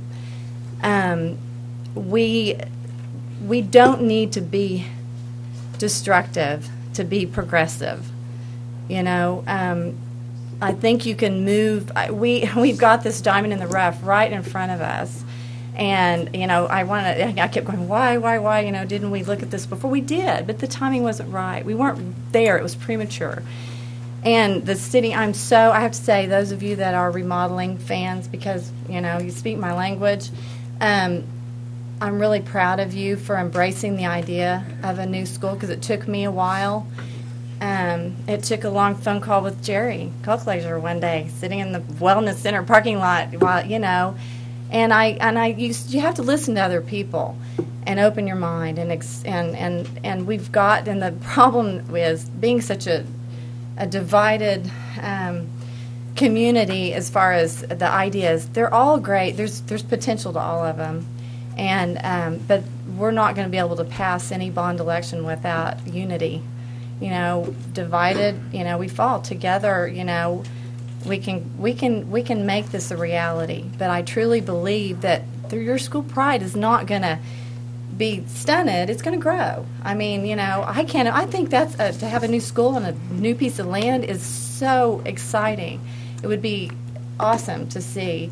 And I think we'd all get used to it. It's just the whole idea of change. I'm the worst person about change. I didn't even rearrange my furniture. I mean, I'm the worst. So I'm really, I really don't feel like I can I can condemn people's homes when we have a viable option out there and ask them to spend a whole lot more money. And I believe that we will always preserve. That is another point. It has been mentioned to me, and it was a concern that I didn't realize people had, that they were afraid that we weren't going to take care of the existing high school and repurpose it. Absolutely, we will repurpose it for general use. That is a precious building, and it's beautiful. It's not functional for a high school anymore, hasn't been for a long time, to the best for what we need. But it can be used for the administration building, which is desperately needed. You all are in a cracker box. And then the Alumni Association, what better place for the Alumni Association to be in? So it will definitely be money spent towards that, and you've already estimated costs on repurposing that. So, and we have a large building fund that can start funding that as well. So projects can be going on at the same time. Of course, that's up to that's not my job. But anyway, that's why, I'm a big team player. I believe in working together, and I hate to vote no on anything, as you all well know. That's probably the first no vote I've ever made. But anyway, I picked the big one. But anyway, I feel that strongly about it. So that's my part. Sorry, I took more than 3 minutes. And I won't talk very long. But what's sad to me is that and someone like Kat, you're not on the board, so you don't have all the information. So I don't blame you for anything. I totally understand your points. But what's sad is presuming facts that aren't true, like we're going to be evicting people. This doesn't mean we're evicting people. And that's not what this is about. That's not what would happen. We wouldn't be cutting people's leases early. We wouldn't be kicking people out of their homes. And I have done all I could to get the information, not just to the public, but to my fellow board members. And, just over and over, the information on the number of homes we would need, what the amount in ad valorem taxes that is collected for these properties. And it didn't seem to matter. And we're sitting here saying we're evicting people when that's not what the process is. And, I will say what is sad to me also is that there has been very little talk about our students here tonight. There really has, among the board, there's been very little talk about the impact on students. And I agreed with what you're saying about listen to what the people are saying. Ms. Schatzel presented a petition to create a central campus with 107 signatures here tonight. 112 signatures here tonight. 5 refused to sign. Right. That's about a fourth of the number of people who voted in our last bond election in 2007. So really, I would ask the board to really think about that before we move forward with something like this, because these are voters. And so when right, that's okay. When we're listening to people, if we're going to listen to people, 112 people we ought to listen to. That's a pretty big deal. And we've already made, the majority's kind of already made its decision on this centralized campus idea without the facts. Well, you have the facts, but we're not considering them, I don't think. And my other issue, just another point I want to make, and I know the vote's been made, and that's okay. I'm in the minority, and that's okay. But sharing facilities, sharing tennis courts and the baseball fields and whatnot with the city and the partnerships we've had, that's been good. That's saved the district a lot of money. But how are the tennis courts, Kat? How are the city courts? I believe they voted on Tuesday to redo this. Okay. That's right. All right, that's good. We got you. All right, good. So they'll be, okay. And Trent, I mean, as a high school baseball player, could you go practice your batting in the mornings? I mean, what's your thoughts on having to share facilities that don't belong to our school? It was unfortunate. It was hard. You have to wait to practice. You don't practice right after school. You practice an hour, hour and a half after school's over, after 7 periods starts. You have to wait for Seminole State to get off the field. Games, your schedule revolves around their schedule. And it's not saying it's not a nice facility because I played at both. Right. So. But it is. It would be real nice to have your own. I could speak with softball. Have a locker room that you could go into. Why didn't you bring this up for the vote? Oh, I was just listening. We've brought all this up a lot, and I want to say, and I totally understand the point. We've had to live with not having all this on one campus, and we're continuing the direction away from that. And I think that's a mistake. The Harvey Road has enough room for a baseball field. They have enough room for a baseball field and a softball field and a gym. And you're aware that to build a new high school, it'll be 14 years before we can do anything else. That's worst case scenario. And again, assuming things that aren't a fact. I just want to. There are other ways of. I just want to finish one more thing. Sorry, I want to finish one more point.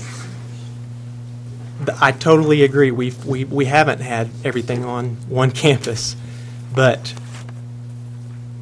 I submit that we ought to work toward that. That ought to be a plan that we work toward that, and we can do that a lot quicker. We can do that a lot sooner than later. It's saved the district money, but it has not been good for students. It hasn't. The transportation issues, it has not been good for students. We closed our campus for lunch years ago because of transportation issues. And we're going to continue that, and it's going to get even greater. But Well, I want to say something. It isn't an easy decision. I've had a lot of contacts, talked to a lot of people, and what I want to say is any decision I ever make on this board, the student will be considered. I think it's important for us to look at the future in the next 20, 50, 25, 50 years. Yes, I know the all one campus is important, but I think that we can look towards the future and work towards that.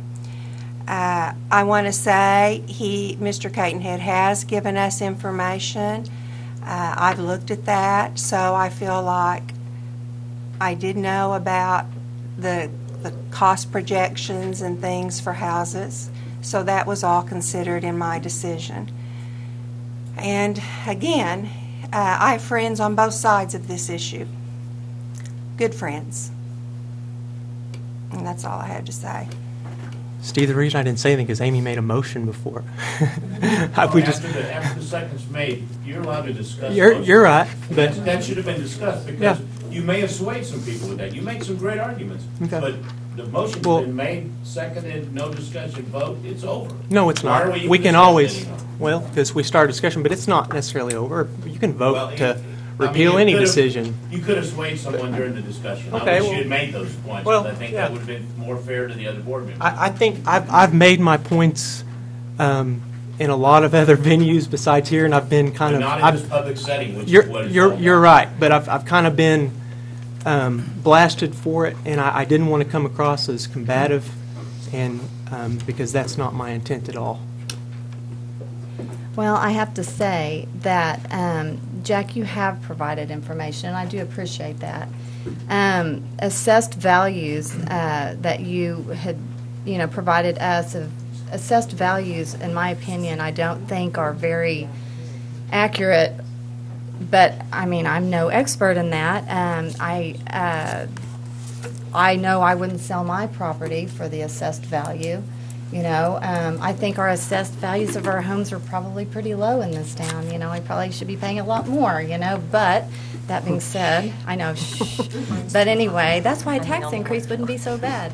But I have to say, there's been a lot of information out there on social media, a lot of misinformation from my perspective. There's been a lot of talk out there, and I think the people that have signed petitions possibly didn't know all of the information, that they may not be privy. And Jack, you are an extremely well-spoken, convincing person, and you're passionate, and that's wonderful.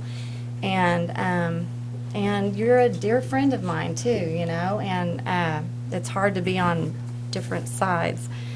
But at the same time, I don't think a petition is a very accurate view or a reflection of the voters when they've heard one side, honestly. I think that's why these public forums are so important. It gets a lot of information. We hadn't even heard Ed's, side evaluations first before people were talking about it on Facebook, and so, honestly, that's normal to talk about that, but there's a lot of misinformation out there, or lacking, information lacking. That's all I'm trying to say. I know you've done your best to put out information that you're aware of, and I appreciate that. And this is what I was waiting for, was this talk, the idea of Harvey Road surfaced again, basically, within the last week of it seeming like, oh my gosh, it's like, we've had this all along. And I think it is our responsibility. I know a central campus sounds wonderful to a lot of people because we're used to that, and it is tradition. And that school is beautiful to look at. I agree. And it is a neat, Trent's, rendering was pretty cool. I liked the shape of it. Everything was beautiful. There's a lot more to it than that. Classroom sizes. That was an estimate, like he said. But I still, and I'm sorry if I've said evicted incorrectly. Condemnation is what we're talking about. Eminent domain. I just don't feel like that is the first choice you make. I think that's done in communities where you don't have other options that are more viable.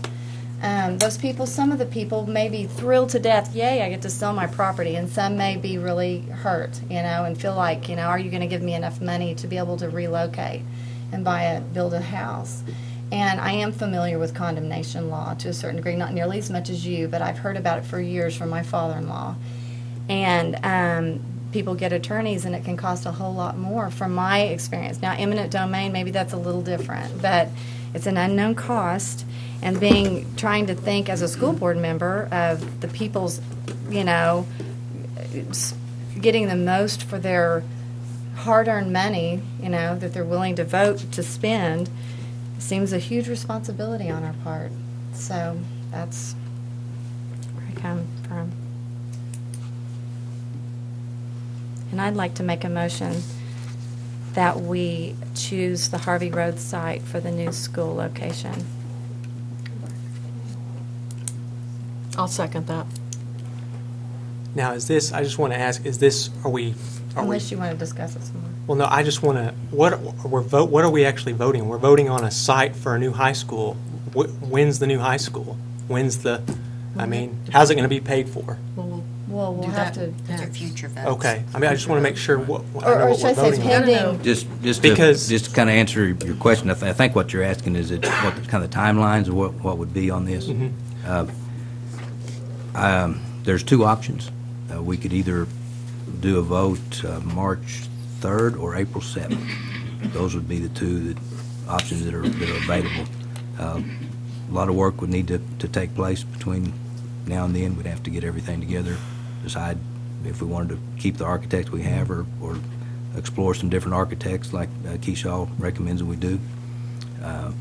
Come up with how much we'd want. I've got the proposals coming in already for the financial advisors.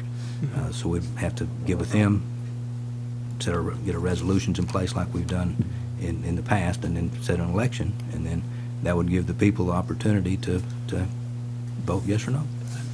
Okay, because what I wanted to make clear, my no vote is not against a new high school. I want a new high school. I mean, because I heard Ms. Clark say, pretty to look at. I'm not like advocating we keep the old high school as the high school, and I mean, we've been down that road. This is about where to put a new high school. So don't look at me as a naysayer against a new high school. And how great we're finally there. Right. I mean, how great that so many agree. Yes. And What are we doing?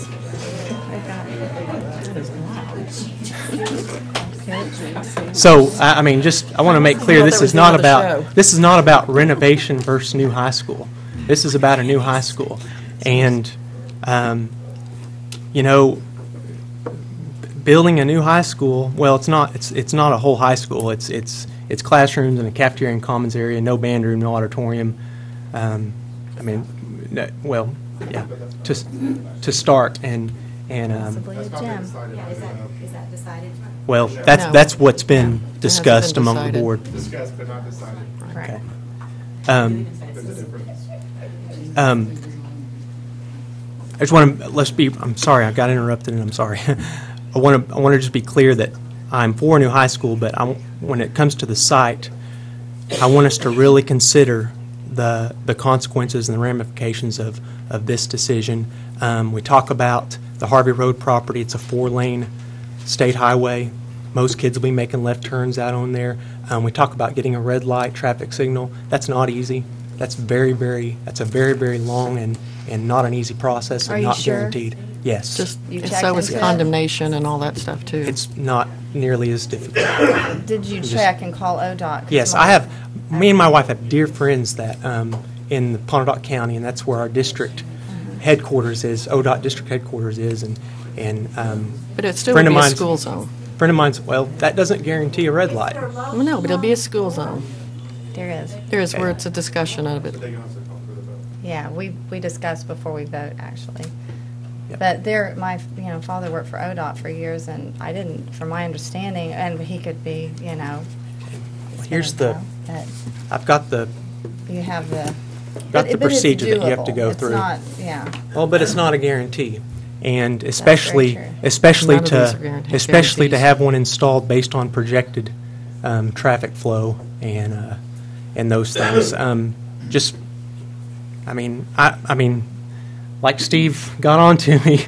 I mean, saying my piece before we actually do this, and and I'm going to just throw it all out there. Those issues with transportation, those issues with safety. I've got an 8-year-old daughter who will be 16 making a left turn out onto a state highway. And there's no guarantee that there's going to be a red light there. There'll be a school And- zone. It'll be a school zone. Okay? What is a school zone 25 guarantee? miles an hour? To me, that's just not a deal breaker, even if it's not perfect. And there's That's police the department. truth. And there's Gordon Cooper out there. I mean, the kids go back and forth to there anyway. Okay.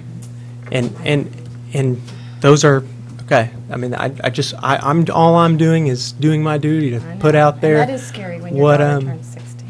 what we ought to think about. I think we ought to think about. And students going to and from for athletics, for PE, for band, for assemblies. I mean, is there going to be an auditorium? I mean, That's my idea.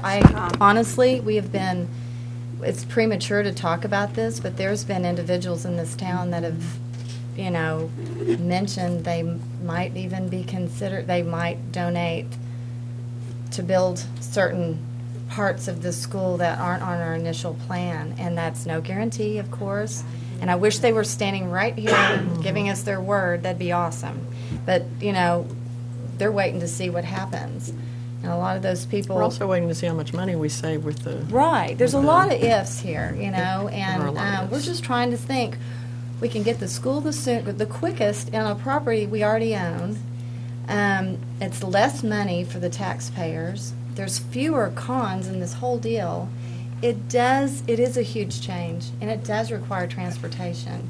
School districts do it all over the place, Well, I was the first graduating class from Shawnee High School's new high school, and that high school now is 41 years old. And I just told you my age, didn't I?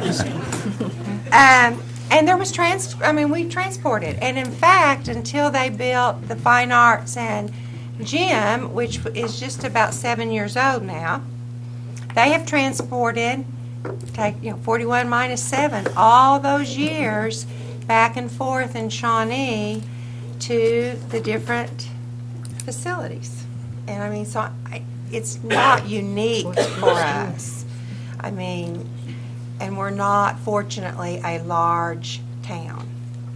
So, and what I know when about a year ago you voted to build a 11th and 12th grade center, and I know some of the high school teachers were there at Wilson, I think it was, and transportation was discussed at that time. And I remember you talking about that, Mr. Pritchard, and mentioning some of that could be alleviated with possible scheduling. Yes. And right now, high school band is first hour, am I right? Yes. So they would start there Right. and then transport over. Right. And so we're already transporting last hour everything but football and basketball. Right. So actually, and volleyball. Okay, I thought, and volleyball's not in the gym, current gym? It's in the current gym. Okay. We don't Yeah, transport those, for it. those are the only three sports that don't transport. Yeah. Okay. So that would be last hour. Right. Yeah. Obviously, the more classrooms you have out there, the split talking about, even originally talking about 10th through 12th, you're having more issues with dividing your staff and your students that are taking, freshman students even that might be taking advanced classes, and you have transportation issues, but being able to have 9th through 12th all together eliminates a lot of the transportation issues. The transportation that we were talking about at Shawnee, which it worked, but it wasn't ideal. You had 9th and 10th across town from 11th to 12th. 12th at the new facility for Right. many years. Yes, for many years, and this would be greatly reduced compared to that, for sure. I do have to say it because I just have to, and I'm going to be quiet, but when there's misinformation or lack of information, saying that we can do this so much quicker than otherwise, what do you base that on? How do you know that?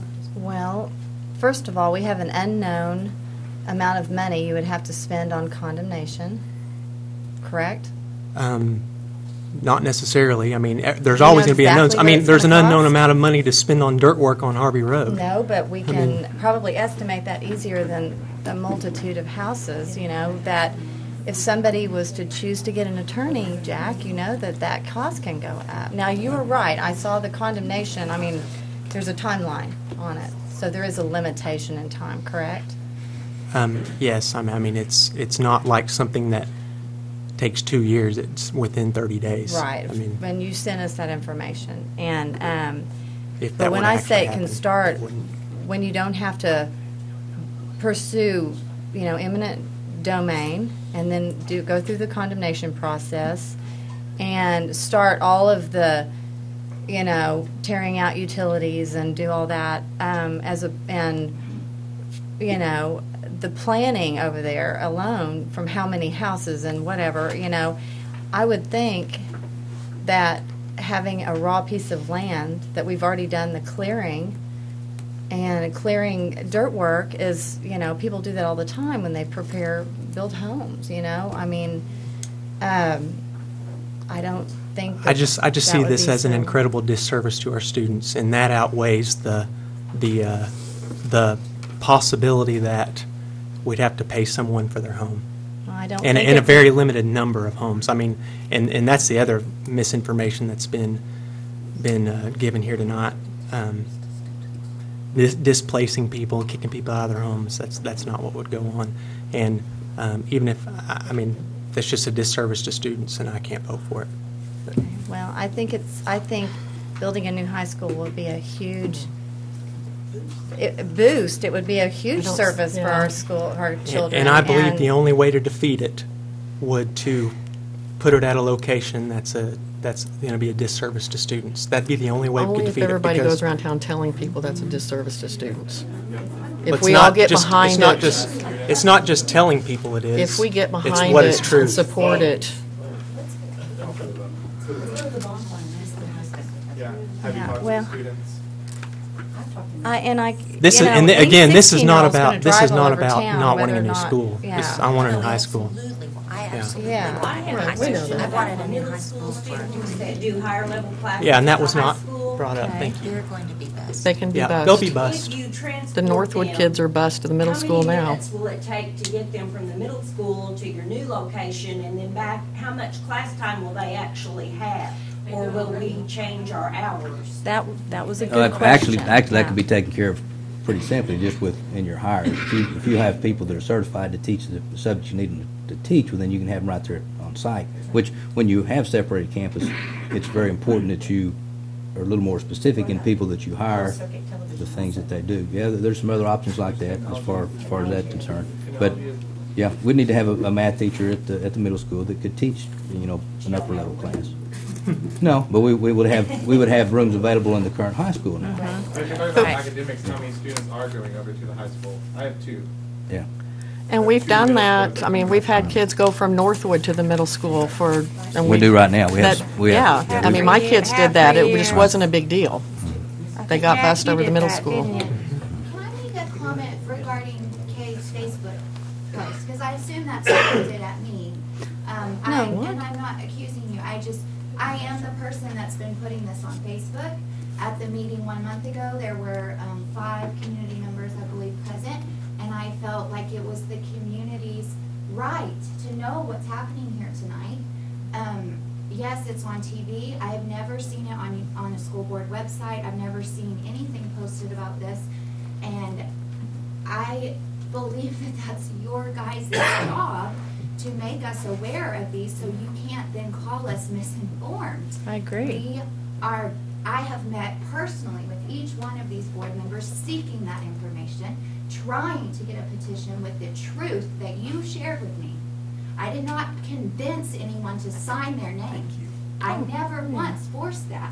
That is their personal choice. I'm sorry if I get emotional, but you can't accuse me for putting false information on Facebook and then convincing people to sign a petition that does hold weight.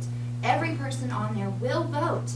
They live within this school district. They want a school in the students' best interest. They have that right to that opinion, and in their opinion, it is next to the facilities. No, we haven't had that since 1990. Why can't we now? Why can't we change course? Urban development is a real thing, and they have the right to that opinion, and they were not offering misinformation. Thank you. Lauren, I wasn't directing that at you. Honestly, I wasn't even thinking. That was the first one I ever saw, but there's been a lot of other things since then. I wasn't referring to your Facebook. There's been a lot of social media. She's talking about the petition. Oh, that she I was just circulated saying that and it's saying that people were given wrong information or not. No, all. they She might didn't be- say wrong information. No. She Or said the just all heard view. one side. Right. They No, might it was have not heard a one-sided. biased Like she just said, it wasn't version. biased, it wasn't one-sided. She met with each one of us and got this information. We had all of Ed's information when you signed that petition, right? Well, I'm saying that they Certainly. hadn't. They're not. No, they didn't. They hadn't heard. The last 3 years at board meetings. Right. I attended. Certainly they have that. It's- I do hope that whatever we decide, that we get the people to vote for a new high school. I mean, that's Right. I mean, we can't start saying, Thank I didn't you. get my way, therefore I'm going to vote no. We're going to end up And that's We what I'm care trying about to prevent. absolutely everybody's nothing. opinion. I mean, there's no way to please everybody We here. can't. We can't. And- can and just we care about do what we think is everybody. best. But we just need that new high school somewhere. That's what I'm trying to And I say. did make We a do. motion, but should I say Pending environmental. pending environmental analysis, or You don't would that have make you feel to. better? It can always change. You can Well, have that's another true. vote That's another true. month. That's Right. You Yeah. change Very your much. site So when something location came next up, month, there or was- the next month, or the next month after Because you never know that. what's going Well, to that, come up. that gives me the never know. opportunity to go ahead and get those Even need environmental new studies started. Okay. I'll do that immediately. Okay, do you want that part of the motion, or No, does it no, matter? but Okay. go ahead and. But we would this- proceed this- naturally. This allows in me that. to go ahead and proceed, and Okay. once again, Of course, we would, face anything that came up, obviously, and deal with that, so. So we just need a roll call. We need a Yes. second. I got it. I second. all right, in a second. Jamie Mills. Yes. Kay Levy. Yes. Jack Cadenhead. No. Claudia Willis. Yes. Amy Coclosure. No. Okay, so nobody's calling for an executive session, right? No, it's item 7 now. Okay. Yeah. Board to hear dropout report from high school principal Steve Osborne. And I'm Thank you, assuming we're going to clear out a lot. Thank you, guys. Thank you for Thanks for coming if you happen to be Thanks leaving and for don't all want to your hear our words, dropout too. rate.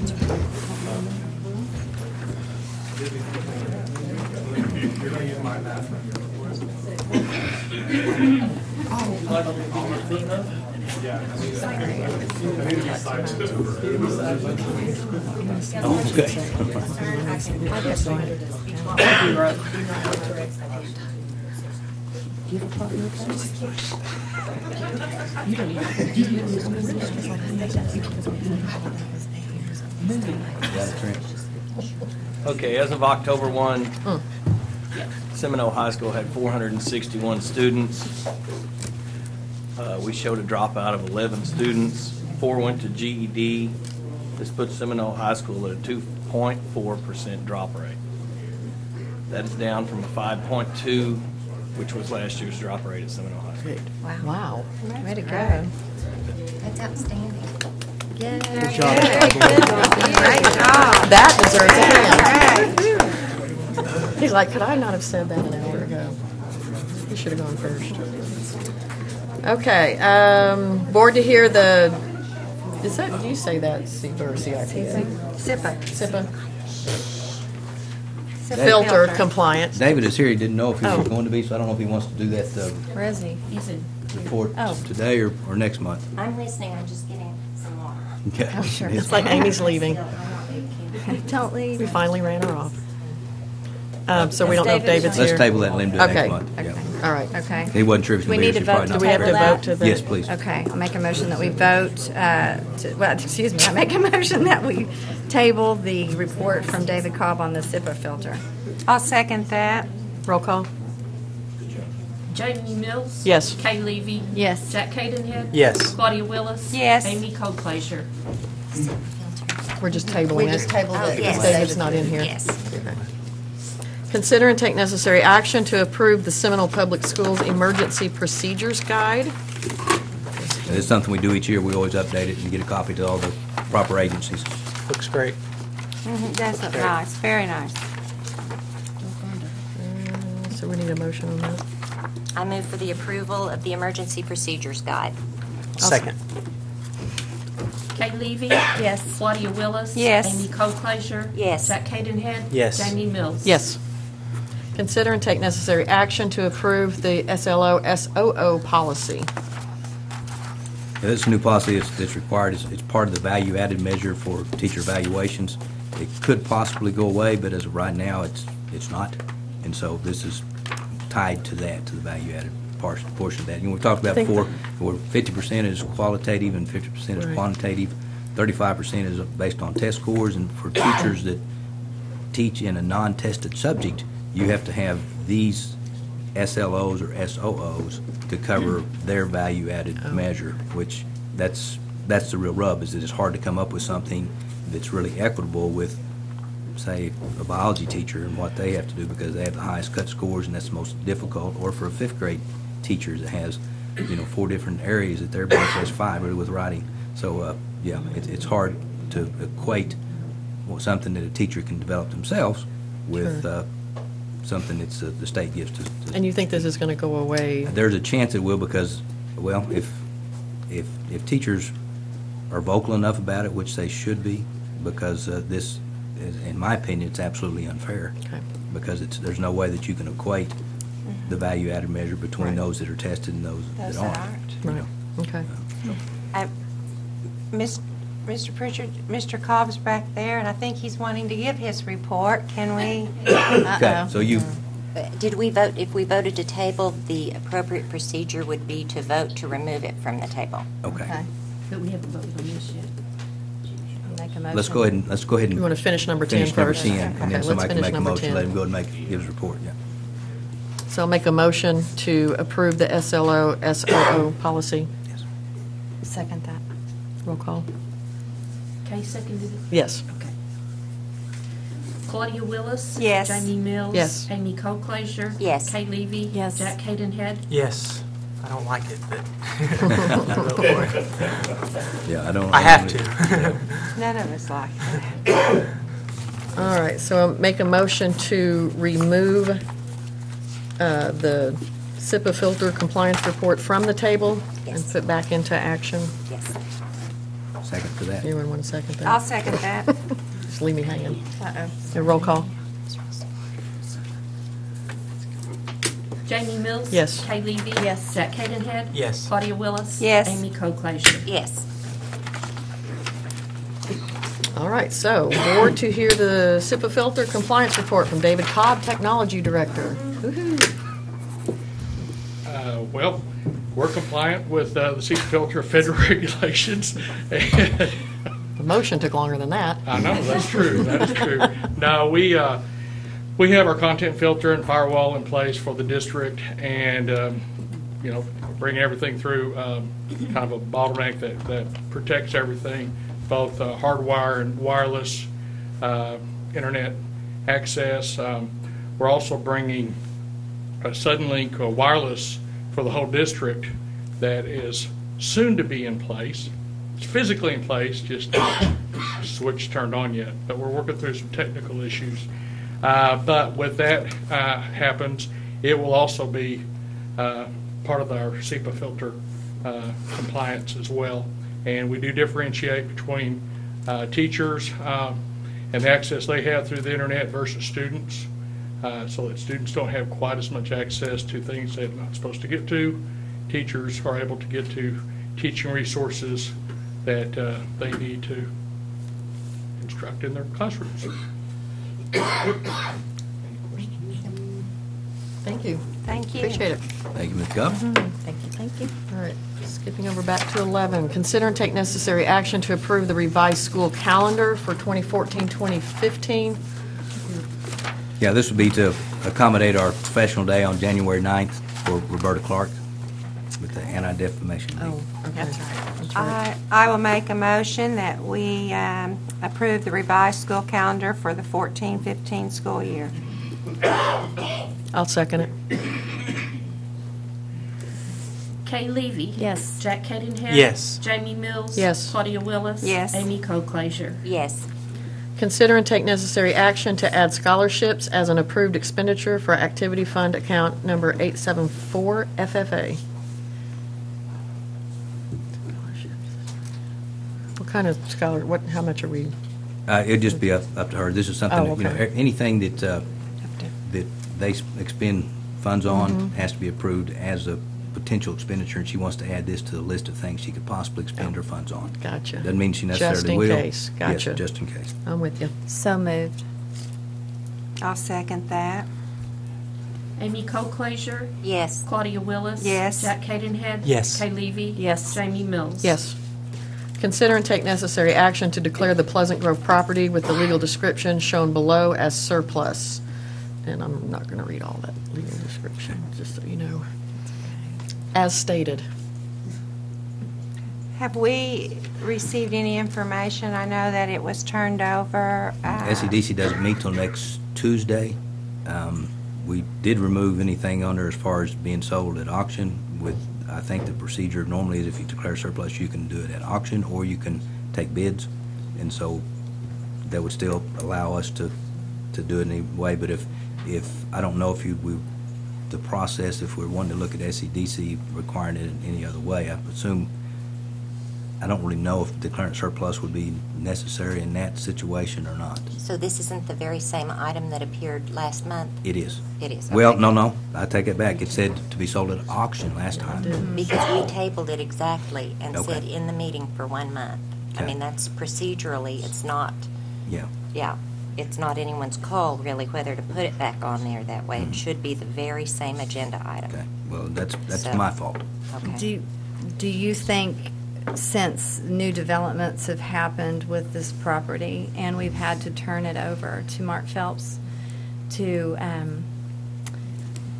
check out, to advise us on how to handle the title cloud, do you think that it's best would you suggest hearing from him, his legal opinion on or are we getting the cart before the horse is what I'm wondering, if it's something that, It is, he does have it right now, and he's working on that. I didn't know if that It's would kind make a of- difference. We're just declaring it surplus. I mean. It doesn't set it for sale. Right, the title issue Even the will have auction, to. even though it should have said that on here, is that? We could have taken whatever action we wanted to. I was Okay, just I see saying what it you're saying. needed It to be should the have same. worded It the should have same. been, Oh, when we okay. table it, it should Okay. always come back as just that very same item. Yeah, gotcha. I wasn't Okay. saying I wanted to take that action tonight. If we end up, auctioning it, taking sealed bids, conveying it to the SCDC or whatever, the title issue will have to be worked Resolved, out. right. And the attorney's taking care of that now. He's already, this is just declaring it surplus. This isn't selling it. And sealed Long bids story mean short. any of the local residents there can bid on it. I Yes. mean, that Right. would be an opportunity for them to Right. make an offer and, to submit a bid. The nice thing about declaring it surplus is it's a formal way of telling the world, including those residents, that we do not, as a school district, have plans Okay. for this property, and that we'll be It'll be putting it up for available. sale at some point in the future in one way or another. We just don't know when that will be. I mean, we have, And- right, because of the title thing, but once that's cleared up, there's really no reason for it not to happen then. So any group could come forward and show an interest if it's up for surplus. I would, Okay. yeah, anyone at any time. But it can't be sold by a realtor. We can't do something like that. It has to be auction or sealed bids, correct? My understanding is it would need to be the two mechanisms. yeah. Okay. It needs to be, yeah. Put out there. for Unless, people. I think unless like a political subdivision or Okay. like a nonprofit. Okay. Which is how SEDC Right. could. Okay. Could do that. Okay. But that would give us, So there's okay. basically three Jack avenues and then that we could divest ourselves of. Okay. Okay. We So wouldn't SEDC could make a decision and come back during that time if we declared it surplus and possibly make a, okay. Okay. And if we don't set a time for an auction or for sealed bids, then Then there's obviously. some leeway. Right. Okay. So all we want to do right now is declare it surplus. Is that our That's goal? all we can do. Okay. Right, and that's fine. I Okay. would make a motion that we declare the Pleasant Grove property with the listed legal descriptions as surplus. I'll second that. Amy Coclaser? Yes. Claudia Willis? Yes. Jack Cadenhead? Yes. Kay Levy? Yes. Jamie Mills? Yes. Proposed executive session to discuss the employment of those certified and/or non-certified personnel listed in Agenda Item 18 and to discuss the purchase or appraisal of real property pursuant to 25 OS Section 307, B1 and 4. Do we need, anybody need Do we one? need an executive session? Personnel? Anybody? I don't. Okay. Let's move on. Consider and take necessary action to convene, we just said we didn't need to do that, didn't we? And 18. Let's go down to 18. Consider and take necessary action to accept the superintendent's recommendation to employ the certified, non-certified personnel as listed below. Shannon Eason, classroom assistant, Marcela Torres Vega, classroom assistant, Jessica Mitchell, classroom assistant, and Becky Foster, classroom assistant. I make a motion that we accept the superintendent's recommendation to employ the certified and non-certified personnel listed. I'll second that. I'm sorry. Kay seconded. I'm sorry. Jack Cadenhead? Yes. Kay Levy? Yes. Claudia Willis? Yes. Amy Coclaser? Yes. Jamie Mills? Yes. Do I have a motion to adjourn from anybody? So moved. I'll second that. Amy Coclaser? Yes. Claudia Willis? Yes. Jack Cadenhead? Yes. Kay Levy? Yes. Jamie Mills? Yes.